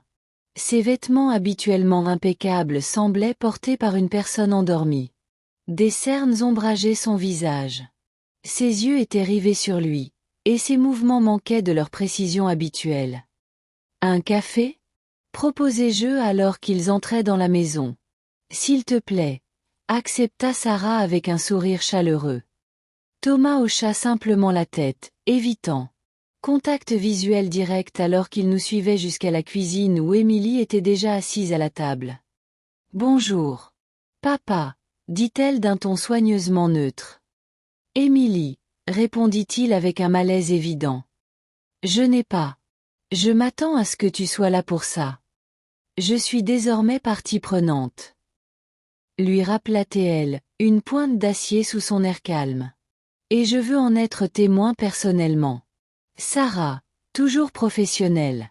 J'ai orienté la conversation vers le sujet en question. J'ai préparé l'accusé de réception officielle comme demandé. Thomas déclare que vous reconnaissez Eleanor Montgomery comme la seule propriétaire légitime de Montgomery Ranch et de tous les renseignements personnels. Bien qu'il s'y trouve, y compris la Ford Mustang décapotable de 1965. Il reconnaît que tout document suggérant le contraire a été créé à son insu et sans son consentement. J'ai fait glisser les papiers sur la table vers Thomas, qui les a regardés sans tendre immédiatement la main. Et si je signe ? Ceci, si vous signez et respectez toutes les conditions dont nous avons discuté, en effectuant une restitution complète à Sunrise Développement et Monsieur Harrington participe à une thérapie familiale et s'abstient de toute autre tentative de réclamer la propriété d'Eleanor. Propriété. Elle a ensuite accepté de ne pas porter plainte au pénal pour falsification de documents et tentative de fraude. Thomas finit par attraper les papiers, les parcourant avec l'œil exercé de quelqu'un habitué aux documents juridiques. C'est complet. Il faut que ce soit le cas, répondit simplement Sarah. Après quelques minutes de lecture silencieuse, Thomas leva les yeux vers moi. Ceci ne me protège pas seulement légalement, cela m'humilie. Professionnellement. Si cela devient public, cela ne le sera pas, sauf si vous enfreignez les conditions, ai-je interrompu. Je n'ai aucun intérêt à médiatiser les difficultés familiales, Thomas. Je veux juste m'assurer que ma maison et mes biens restent. Il me fixa un long moment, une lueur indéchiffrable dansant dans ses yeux. Puis, avec un soupir résigné, il tendit la main vers le stylo que Sarah lui tendait. Sa signature, habituellement audacieuse et affirmée, semblait tremblante sur le document. Je vais devoir prendre des dispositions pour les paiements de restitution, a-t-il déclaré après que Sarah ait été témoin et notarié de la signature. Mes liquidités sont actuellement limitées. Sarah peut m'aider à établir un plan de paiement si nécessaire, ai-je proposé. Je l'observais attentivement. L'important était de faire de mon mieux pour réparer les dégâts. Thomas hocha la tête. Machinalement, son expression suggérant qu'il calculait déjà des scénarios financiers dans sa tête. On lui avait pris le dessus, privilégiant les solutions pragmatiques plutôt que la réconciliation émotionnelle. Comme Sarah. Après avoir rassemblé les documents signés, Thomas a finalement croisé mon regard. Êtes-vous satisfait maintenant ? Ai-je été suffisamment humilié ? L'amertume de son ton m'a pris au dépourvu. Il ne s'agit pas de t'humilier, Thomas. Il s'agit de protéger ce qui m'appartient et établir des limites qui n'auraient jamais dû être franchies. Bien sûr, répondit-il, son voix creuse. Tu as été très clair. Le ranch compte plus pour toi que pour moi. Depuis toujours. Avant. Pouvait répondre à cette interprétation erronée fondamentale. Il se leva brusquement. Je dois y aller. J'ai appel à passer pour entamer le processus de restitution. Émilie se leva de sa chaise. Papa. Mais Thomas se dirigeait déjà vers la porte, sa posture rigide diffusant son désir d'échapper à toute conversation ultérieure. Nous l'avons suivi sur le porche, où il s'est arrêté brièvement, observant le ranch avec une expression que je ne pouvais pas tout à fait comprendre. Je vous contacterai pour planifier la consultation, dit-il sans se retourner. Puis il disparut, se dirigeant vers sa voiture d'un pas rapide et furieux. Alors que sa BMW disparaissait dans l'allée, Émilie. Il se tourna vers moi, le regard troublé. Ça ne ressemblait pas à une réconciliation. Non, je acquiesça doucement. Ce ne fut pas le cas. Sarah, qui avait assisté à tout l'échange avec une réserve professionnelle, offrit une réponse douce. Perspective. La guérison n'est pas linéaire, et l'année. Thomas a vu sa vision du monde entièrement remise en question en l'espace quelques jours. Ses plans ont échoué. Sa sécurité financière est menacée, et il a été contraint d'affronter des vérités dérangeantes sur lui-même. Il lui faudra du temps pour assimiler tout cela. S'il choisit de l'assimiler. Tout ça, murmura Émilie, sa déception évidente. Je contemplais le nuage de poussière marquant le départ de Thomas, ressentant une mélange complexe de victoire et de défaite. J'avais protégé Montgomery Ranch, sécurisé, pour l'avenir qu'Emily représentait. Pourtant, le prix à payer avait été élevé. La relation déjà tendue avec mon unique l'enfant, désormais suspendu à un fil, attendait avec ressentiment et fierté blessée des deux côtés. Nous avons fait ce qu'il fallait. À faire, dis-je finalement. Autant pour me convaincre que pour convaincre les autres. Le reste. C'est à Thomas de décider. 3 semaines se sont écoulées sans que Thomas ne communique avec lui. Il a envoyé des courriels officiels documentant son accord de restitution avec Sunrise Développement et l'acheteur de Mustang, dont copie a été adressée à Sarah et à moi-même. Communication dénuée de contenu personnel. Lorsque Sarah proposait des conseillers potentiels et des horaires de séance, les réponses ont été rapides, mais Tur a accepté les dates sans rien exprimer sur ses sentiments concernant le processus. Le ranch s'est installé dans les rythmes du début de l'été.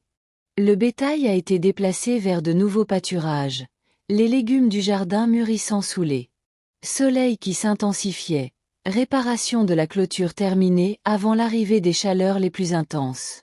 Émilie avait décidé de rester toute la journée. Été, reportant son stage prévu pour m'aider dans les opérations du ranch et je soupçonnais de garder un. Je veillais sur mon bien-être. Par un jeudi après-midi particulièrement chaud, Martha arriva sans prévenir, son vieux pick-up claquant. Émilie et moi étions en train de réparer un abreuvoir dans le pâturage et j'ai pensé que tu pourrais vouloir. Je sais, annonça-t-elle sans préambule à notre approche. La maison de Thomas est à vendre. Le panneau a été installé ce matin. La nouvelle m'a frappé avec une force inattendue. Sa maison. Celle d'Austin. Martha hocha la tête d'un air sombre. Un ami agent immobilier m'a appelé. Il m'a dit. Il est coté sensiblement en dessous de la valeur marchande. Une situation de vendeur motivé. Émilie et moi avons échangé des regards inquiets. La maison de Thomas, dans l'un des quartiers les plus prestigieux d'Austin, avait été ça. Fierté et joie. Une propriété de démonstration de 5000 pieds carrés, nous rappelait-il souvent. Valant près de 2 millions de dollars. Ton ami t'a-t-il expliqué pourquoi il vend? Ai-je demandé à Martha.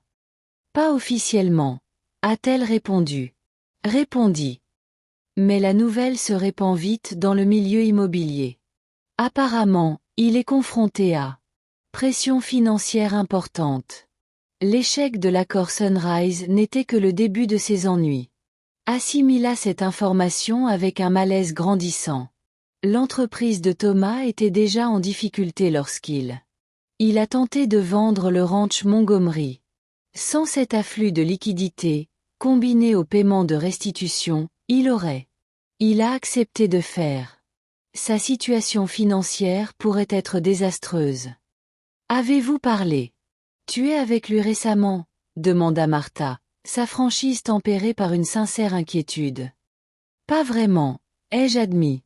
Nous avons notre première séance de conseil prévue pour demain, mais notre communication est strictement formelle depuis qu'il a signé le reconnaissance. Le visage buriné de Martha se plissa de compassion. Les hommes fiers sont ceux qui tombent le plus durement, Ellie, et ton fils a. J'ai toujours eu plus d'orgueil que de bon sens. Après son départ, Émilie et moi avons terminé la réparation de l'auge dans un silence pensif. De retour à la maison, alors que nous faisions la vaisselle pour le dîner, Émilie a finalement exprimé ce que nous pensions tous les deux. Tu crois que papa? En faillite? Soupirai-je en m'essuyant les mains sur un torchon brodé de bonnet bleu. Un cadeau de Robert, notre premier Noël au ranch. Il est possible que l'entreprise ait déjà connu des difficultés, et que les dépenses supplémentaires, obligations découlant de sa tentative de fraude, l'ont peut-être poussé à bout.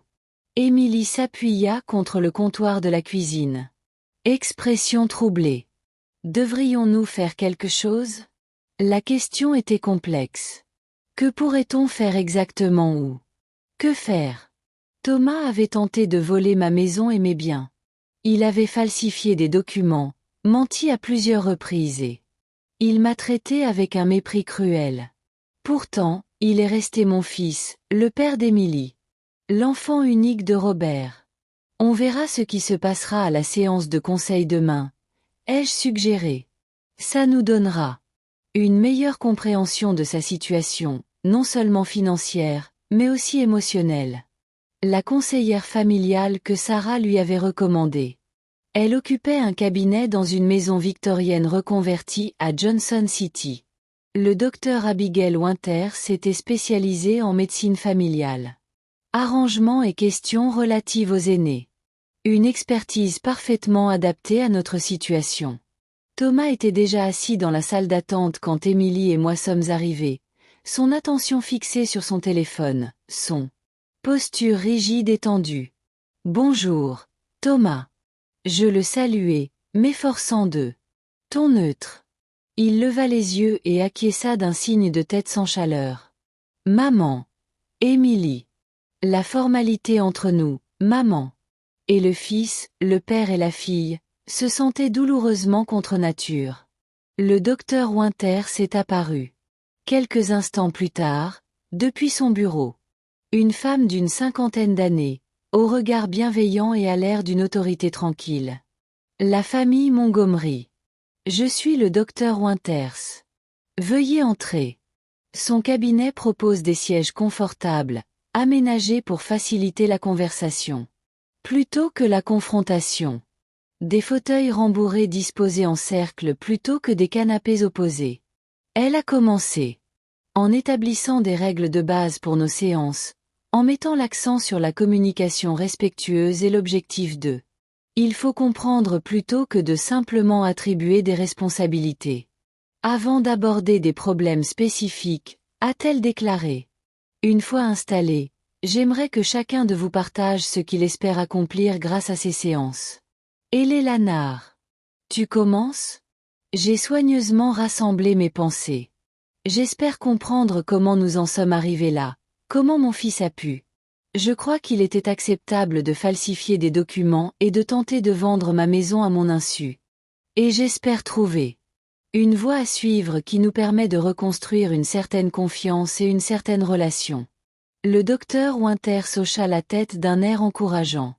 Ma petite fille s'agita sur son siège, visiblement mal à l'aise sous le projecteur du thérapeute. Je comprends aussi. Et je veux, dit-elle en jetant un coup d'œil à Thomas.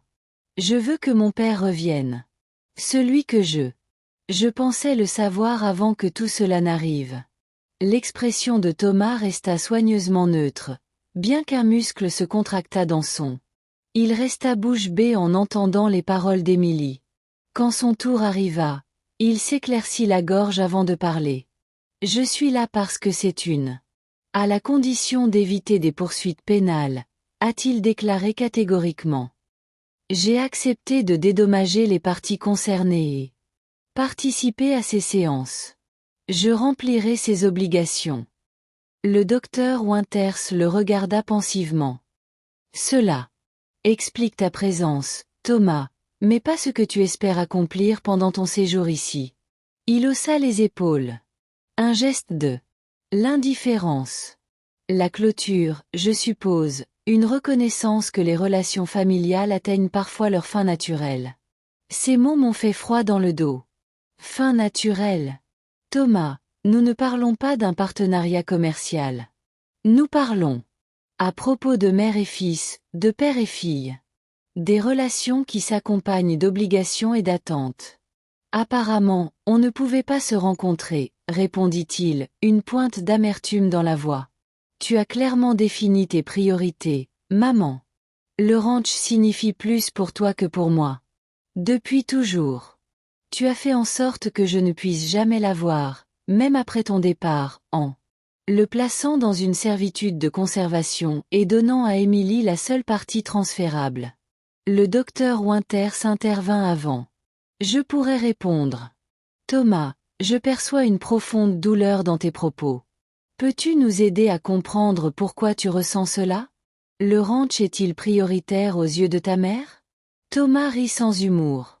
Toute mon enfance a été façonnée par ce ranch. Le refrain constant de papa. Le ranch passe avant tout. Vacances annulées en raison de la naissance des veaux. Activités scolaires manquées en raison d'urgences soudaines concernant le bétail ou équipement.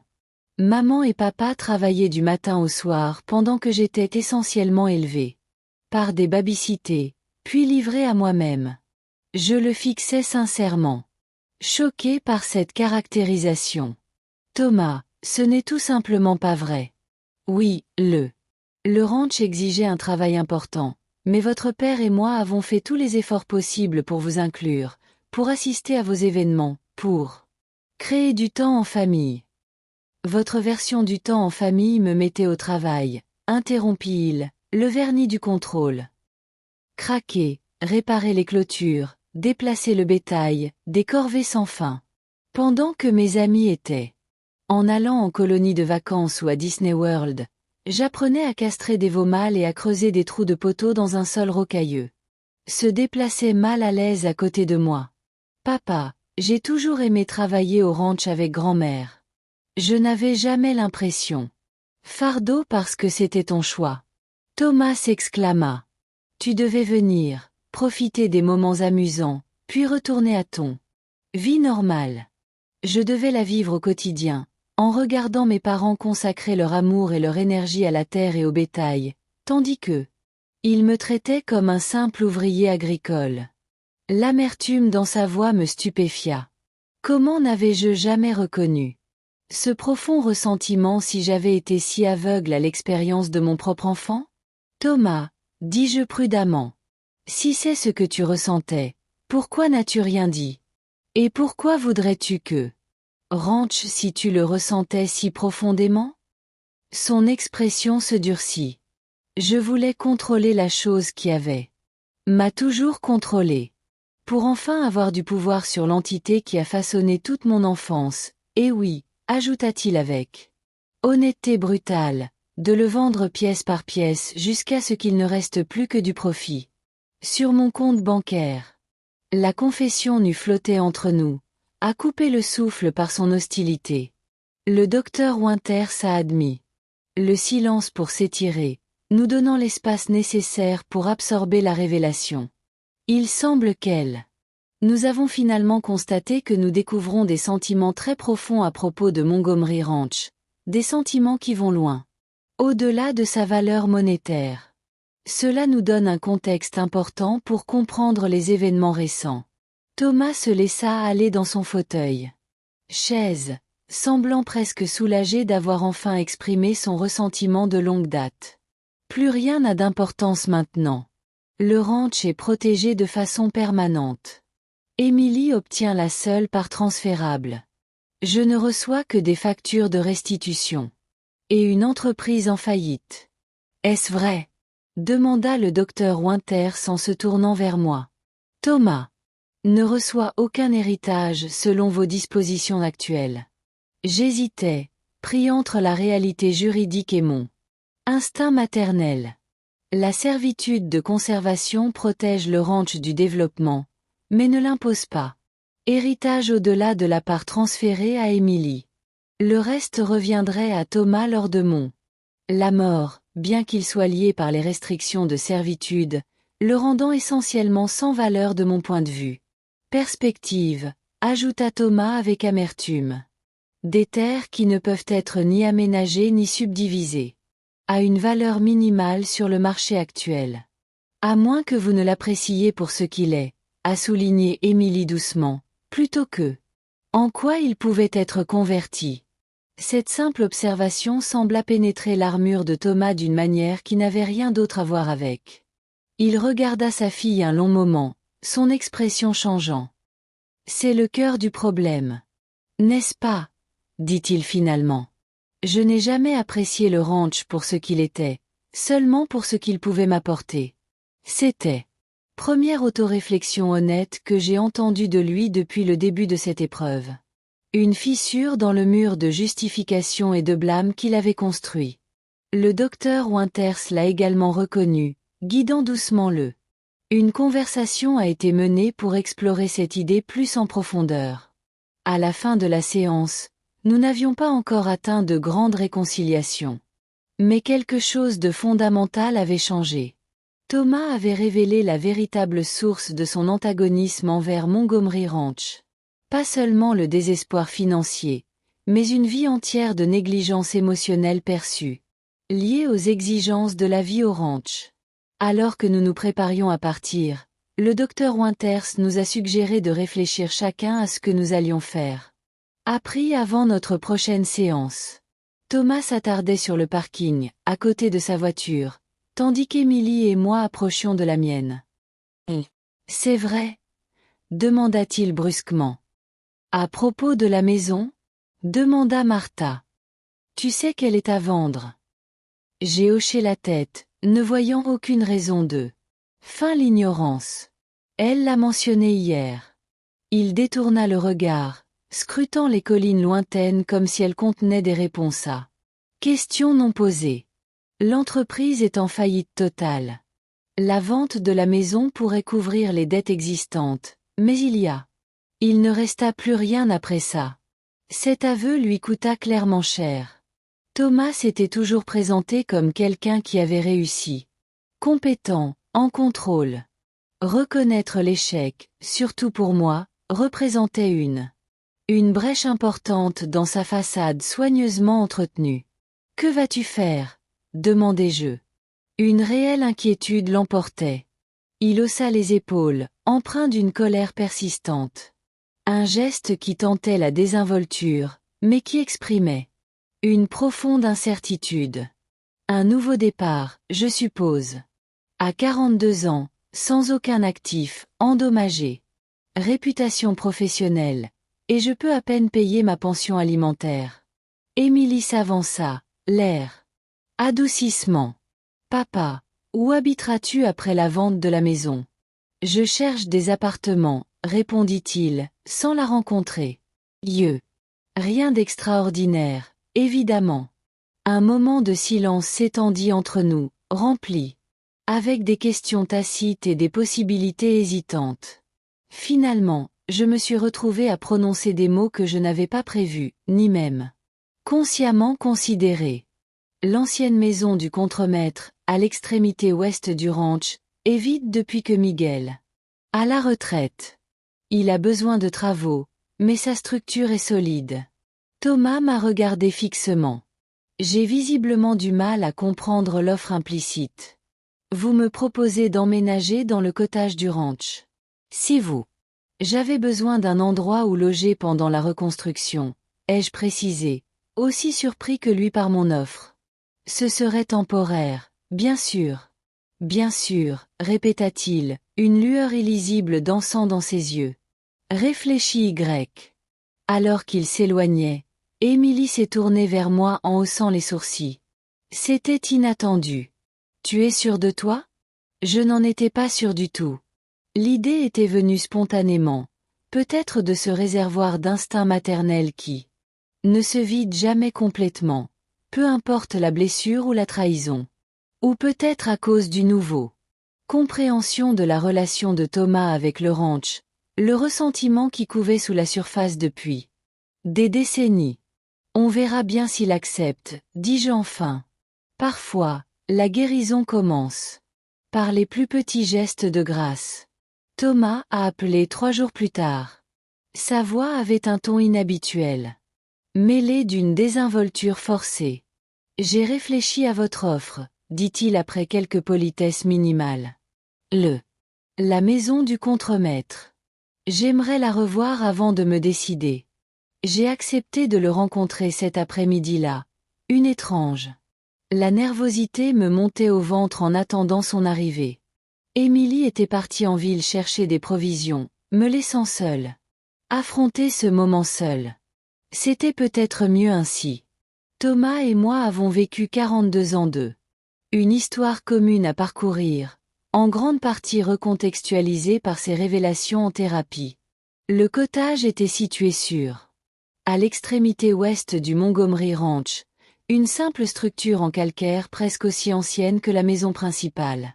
Miguel Rodriguez, notre contremaître de longue date, qui avait pris sa retraite pour vivre avec sa fille à San Antonio 2 ans plus tôt, l'avait maintenu méticuleusement pendant son mandat. Pourtant, après 2 ans de vacances, la nature a commencé à reconquérir son territoire. Des fleurs sauvages encombrent l'allée, des branches de chêne vert raclent le toit. La poussière recouvrait les vitres. J'attendais sur le petit porche quand la BMW de Thomas est apparue. Il avait échangé sa voiture habituelle. Tenue d'affaires pour un jean et une chemise boutonnée, des vêtements plus appropriés pour inspecter un environnement rural. Propriété, mais conservant une certaine fraîcheur urbaine qui semblait en contradiction avec le cadre. C'est plus petit que. Je m'en souviens, observa-t-il en s'approchant, examinant le cottage d'un œil scrutateur. Tu n'as pas été. Tu es à l'intérieur depuis ton adolescence, lui ai-je rappelé en ouvrant la porte d'entrée. Ton point de vue a probablement changé. L'intérieur a révélé une simple habitation de 2 chambres avec un coin cuisine ouvert, une salle de bain fonctionnelle et une véranda grillagée à l'arrière. Le mobilier de Miguel est resté, des meubles robustes et pratiques, adaptés aux besoins d'un ouvrier. Bien que j'ai retiré mes effets personnels après son départ, Thomas se déplaçait avec précaution dans l'espace. Attention, tester les robinets, ouvrir les placards, examiner les personnes âgées mais des appareils en bon état. Le toit semble avoir besoin de travaux, a-t-il remarqué, en montrant une tache d'eau sur un coin du plafond. Oui, il y a une fuite qui s'est produite l'hiver dernier. Je n'ai pas encore eu l'occasion de la réparer. Je l'ai regardé cataloguer. Les défauts et les qualités du cottage, examinés avec l'œil avisé d'un agent immobilier. Il mérite certes une attention particulière, mais il est solide et il acheva son inspection en silence avant de sortir sur le porche arrière, qui offrait une vue de pâturage vallonné s'étendant vers le soleil couchant. Pendant un long moment, il resta simplement là, les mains jointes, appuyé contre la rambarde, l'air indéchiffrable. « Pourquoi fais-tu ça » demanda-t-il finalement, sans se retourner vers moi. « Après ce que j'ai essayé de te faire, pourquoi m'offrir un abri sur la propriété même que j'ai tenté de voler ?» Telle était la question. Je me posais la question depuis que j'avais fait cette offre impulsive. Je n'en suis pas tout à fait sûr. J'ai admis, me déplaçant pour me tenir à côté de lui. Peut-être parce que tu es toujours mon fils malgré tout. Peut-être parce que je comprends mieux maintenant, après notre séance de thérapie. Pourquoi cet endroit te déplaît-il autant ? Je ne sais pas si j'y parviendrai. Je vis ici, dit Thomas doucement, entouré de tout ce que j'essayais de contrôler sans succès. Un rappel quotidien de mon échec. La vulnérabilité dans sa voix, si différente de celle de l'homme confiant, parfois arrogant, auquel j'étais habitué. M'a pris au dépourvu. C'est peut-être précisément pour ça que tu devrais, ai-je suggéré doucement. Non pas comme punition, mais comme l'opportunité de développer une relation différente avec cette terre. Il m'a lancé un regard en coin. On dirait le docteur Winters. Elle a parfois du sens. Je l'ai reconnu avec un petit sourire. Thomas. Je ne vous offre pas ce chalet en signe de pardon. Ce que vous avez fait était profondément répréhensible et constituait une reconstruction. La confiance prendra du temps. Je vous la propose parce que vous avez besoin d'un endroit où loger et parce que j'ai hésité, cherchant les mots justes. Parce qu'il est peut-être temps que nous essayions tous les deux de mieux nous comprendre. Thomas se tourna vers moi.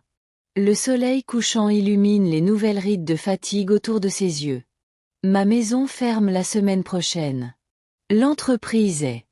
Je suis en faillite. Je vais dissoudre la SARL après avoir réglé les obligations restantes. J'ai déposé plusieurs demandes. Des postes dans des entreprises établies. Mais mes problèmes récents ont compliqué les choses. La récitation clinique de son effondrement a eu plus d'impact que n'importe quelle émotion. L'appel aurait pu être rejeté. C'était mon fils, le fils de Robert, confronté à la ruine professionnelle et financière totale à 42 ans. Le chalet est à toi si tu le veux, ai-je simplement dit. Pas de loyer pendant les 3 premiers mois, le temps de te remettre sur pied. Après cela, nous pourrons discuter de conditions raisonnables. Il haussa légèrement les sourcils. Non. Conditions, aucune exigence d'excuse pour le gravier ou de corvée de ranch en guise de pénitence. La seule exigence est. J'ai précisé que je poursuivrai ma participation aux séances de conseil familial. Quant au travail au ranch, il s'agit d'une propriété en activité. Thomas. Tous ceux qui vivent ici contribuent d'une manière ou d'une autre, mais nous pouvons discuter de ce que cela implique pour vous. Il hocha lentement la tête, son regard se reportant sur la vue du pâturage. Il va falloir que je fasse quelques réparations. Le toit, évidemment. Probablement. La plomberie de la salle de bain. La cuisine aurait besoin d'être rénovée. Si vous êtes prêt à effectuer les travaux, je prendrai en charge les matériaux. Il a reconnu que cette focalisation sur les aspects pratiques était sa façon de gérer la situation. Je vais réfléchir. À ce sujet, dit-il, bien que son ton suggérait que la décision était déjà prise. 2 semaines plus tard, Thomas emménageait dans la maison du contremaître. Le moment coïncidait avec le retour prévu d'Émilie à l'université pour une session d'été. Période de transition délicate où père et fille tournaient autour l'un de l'autre avec une politesse prudente. Leur relation restait tendue. Émilie était encore en train de digérer la trahison de son père. Thomas peinait à concilier sa fierté avec sa situation précaire. « Tu es sûr de ça ?» demanda Émilie la veille de son départ, en m'aidant à me laver. Vaisselle après le dîner. Papa est au ranch après tout ça. Je lui tendis une assiette à sécher, considérant mon réponds prudemment. Je ne suis sûr de rien, sauf qu'il est de la famille, et la famille, c'est compliqué.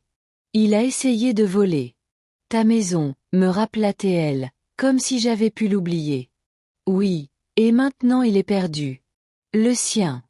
Je jetai un coup d'œil par la fenêtre de la cuisine vers le cottage, où les lumières brillaient doucement dans le crépuscule. Je ne suis pas. Excusez-moi, M, mais j'essaie de mieux comprendre. Elle a déposé l'assiette sèche dans le placard avec d'autres. Force que nécessaire. Comprendre n'efface pas les conséquences. Non, D'accord. Mais cela pourrait aider à empêcher l'histoire de se répéter. Après le départ d'Émilie pour l'université, une étrange nouvelle. Le rythme s'installa au Montgomery Ranch. Thomas passa ses journées à alterner entre des recherches d'emploi menées via ordinateur portable sur la véranda du chalet et progrès constants sur les travaux de réparation. Nos échanges sont restés prudents et cordiaux. Salutations lorsque les chemins se croisent, mise à jour occasionnelle sur des questions pratiques, évitement prudent des sujets plus profonds en dehors de notre. Des séances de conseil bimensuelles. Ces séances se poursuivaient désormais sans Émilie. Le docteur Winters nous guidait avec douceur. En explorant des décennies d'incompréhension et d'attentes non exprimées, Thomas a parlé de l'enfance. Ressentiment, se sentant secondaire par rapport aux exigences du ranch, percevant la terre comme un rival pour l'attention de ses parents. J'ai partagé mon propre point de vue, les valeurs que Robert et moi espérions inculquer à travers le travail au ranch, nos tentatives de bâtir des traditions familiales au rythme de la vie agricole, notre conviction sincère que nous fournissions. Il a une expérience de vie inestimable. Vous avez tous deux vécu les mêmes événements avec des perspectives totalement différentes, Dr Winters. Observé lors d'une séance particulièrement difficile. Aucune de ces perspectives n'est entièrement juste ou fausse. Profondément différent. Progressivement, presque imperceptiblement, quelque chose a changé entre nous. La distance prudente commença à se réduire. Non pas par des gestes théâtraux ou des déclarations émouvantes, mais par petits moments du quotidien. J'ai remarqué que Thomas avait réparé la charnière cassée de la porte principale de la grange, une réparation que j'avais reportée. Pendant des mois. Il commentait avec une précision surprenante une hernie boiteuse que je n'avais pas encore eu le temps d'examiner. J'ai laissé des œufs frais sur son porche lorsque les poules produisaient en excès. Il a débarrassé les branches tombées d'eux. Le trajet après un orage sans qu'on me le demande. Un soir, environ un mois après son emménagement dans le chalet. J'ai repéré Thomas assis sur son porche arrière, regardant le coucher du soleil avec une attention si concentrée que la curiosité. Il m'a attiré à travers le pâturage qui séparait nos maisons. « Ça te dit un peu de compagnie ?» ai-je appelé en m'approchant. Je levai les yeux, surpris un instant, puis hocha la tête en guise d'invitation. « Servez-vous !» Je m'installai dans la seconde. Rocker, un nouvel ajout qu'il avait acheté et assemblé lui-même, et la rejoint pour contempler le spectaculaire Texas. Coucher de soleil, peignant le ciel occidental dans des nuances impossibles d'orange, de rose et or. Papa disait que les couchers de soleil de Montgomery étaient plus beaux que tout ce qu'on peut voir dans un musée. Thomas fit une remarque inattendue, rompant plusieurs minutes de silence amical. La référence désinvolte à Robert. Ces paroles, prononcées sans amertume ni ironie, m'ont pris au dépourvu. Il l'a dit. J'ai acquiescé. Les souvenirs m'ont submergé. Habituellement, une bière fraîche à la main. Un sourire étincelant effleura les lèvres de Thomas, et ses bottes restèrent plantées, quoi qu'il arrive. Tu lui as souvent dit de ne pas poser les pieds sur les meubles. Ce souvenir partagé nous séparait comme un pont fragile. Enjambant un gouffre profond, hésitant, mais réel. Aucun de nous ne semblait prêt à risquer son effondrement en s'aventurant plus loin. Nous sommes donc retournés contempler en silence le coucher final du soleil. Alors que je me levais pour partir dans l'obscurité grandissante, Thomas. Il s'éclaircit la gorge. La clôture du pâturage nord présente des points faibles, dit-il d'un ton volontairement décontracté. J'ai remarqué. Je l'ai vu hier en longeant la limite de la propriété. Je pourrais y jeter un œil demain si vous le souhaitez. L'offre. Il s'agissait de bien plus que de simples travaux de réparation.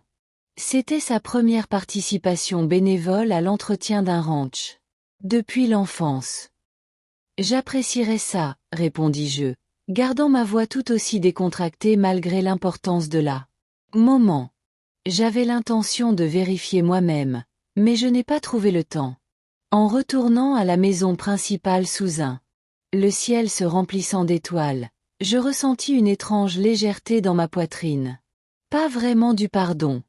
Cela nécessiterait plus de temps et de preuves d'un véritable changement, pas une réconciliation au sens complet du terme, mais peut-être la première. Racines hésitantes de quelque chose de nouveau, poussant dans le sol agité de notre histoire commune. Montgomery Ranch avait été témoin.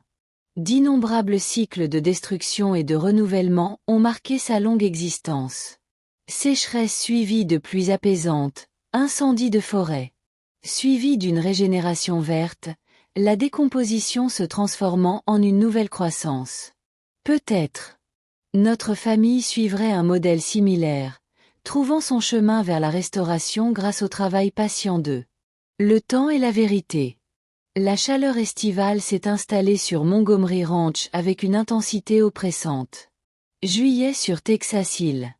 Le pays a connu des températures qui ont régulièrement dépassé les 100 degrés, transformant les tâches quotidiennes en tests d'endurance et faire des soirées sur le porche, lorsque des brises rafraîchissantes offraient parfois un soulagement, la partie la plus attendue de la jour. Thomas vivait dans la maison du contremaître depuis près de 2 mois. Son intégration à la vie du ranch avait été progressée avec les mêmes incréments prudents qui ont caractérisé notre relation en voie de guérison lente. En avant, des reculs occasionnels, mais une trajectoire générale vers quelque chose qui ressemble à une dynamique familiale fonctionnelle. Il avait trouvé un emploi dans un petit cabinet d'architecture à Johnson City, un poste qui utilisait son design, tout en évitant le monde du développement à haute pression qu'il avait connu auparavant. Le trajet était gérable, le salaire modeste mais suffisant, et l'environnement de travail apparemment agréable.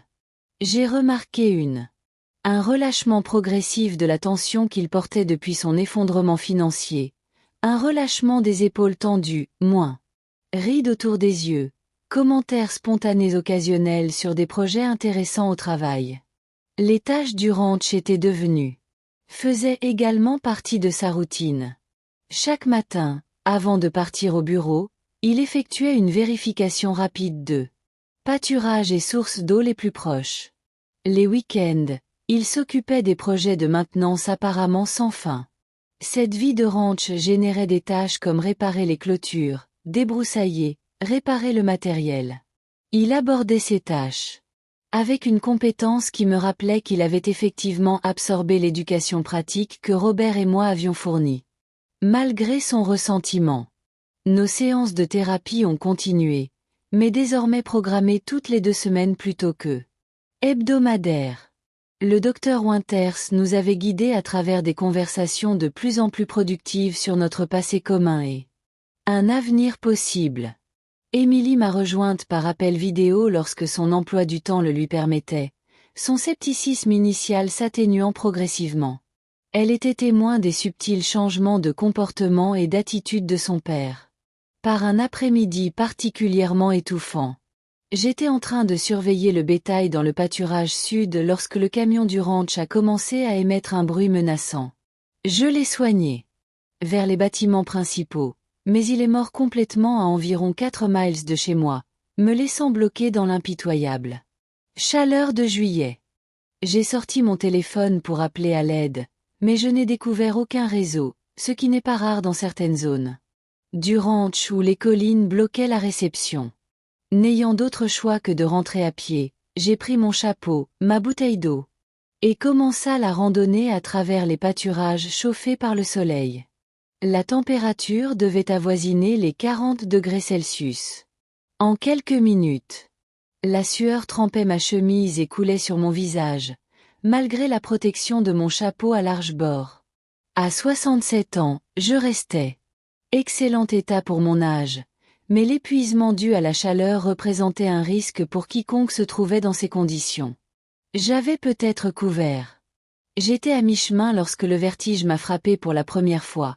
Une nage momentanée de ma vision qui m'a forcé à m'arrêter et à me stabiliser. Moi-même. J'ai pris une gorgée prudente de ma bouteille d'eau presque vide, sachant que je devais conserver le peu qui restait. La deuxième vague de vertige me frappa plus durement. Le paysage s'inclina de façon alarmante, et je me suis retrouvé à genoux, sans vraiment me souvenir comment j'y étais arrivé. Des signaux d'alarme lointains résonnaient dans mon esprit. J'ai reconnu les symptômes d'un épuisement dû à la chaleur évoluant vers un coup de chaleur, une maladie potentiellement mortelle. Si je ne m'en occupe pas rapidement, j'ai besoin d'ombre, murmurai-je en me relevant péniblement. L'arbre le plus proche se dressait, à environ 50 mètres. Un chêne vert solitaire offrant le seul refuge en plein air. Pâturage. Je me suis concentré dessus comme un survivant d'un naufrage apercevant la terre, forçant un pied devant l'autre.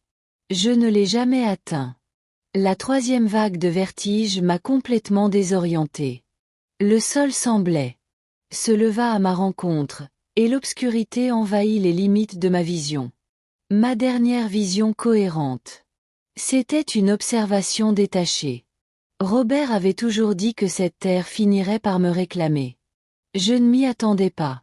Sitôt. Je me suis réveillé avec la sensation d'un mouvement et le bruit d'une respiration laborieuse. En ouvrant les yeux, j'ai découvert paysage ondulant et le profil tendu de Thomas. Il me portait, en fait. Il me portait à travers le pâturage jusqu'à la maison, le visage rouge d'effort et d'inquiétude. Thomas. Ma voix est apparue comme un croassement.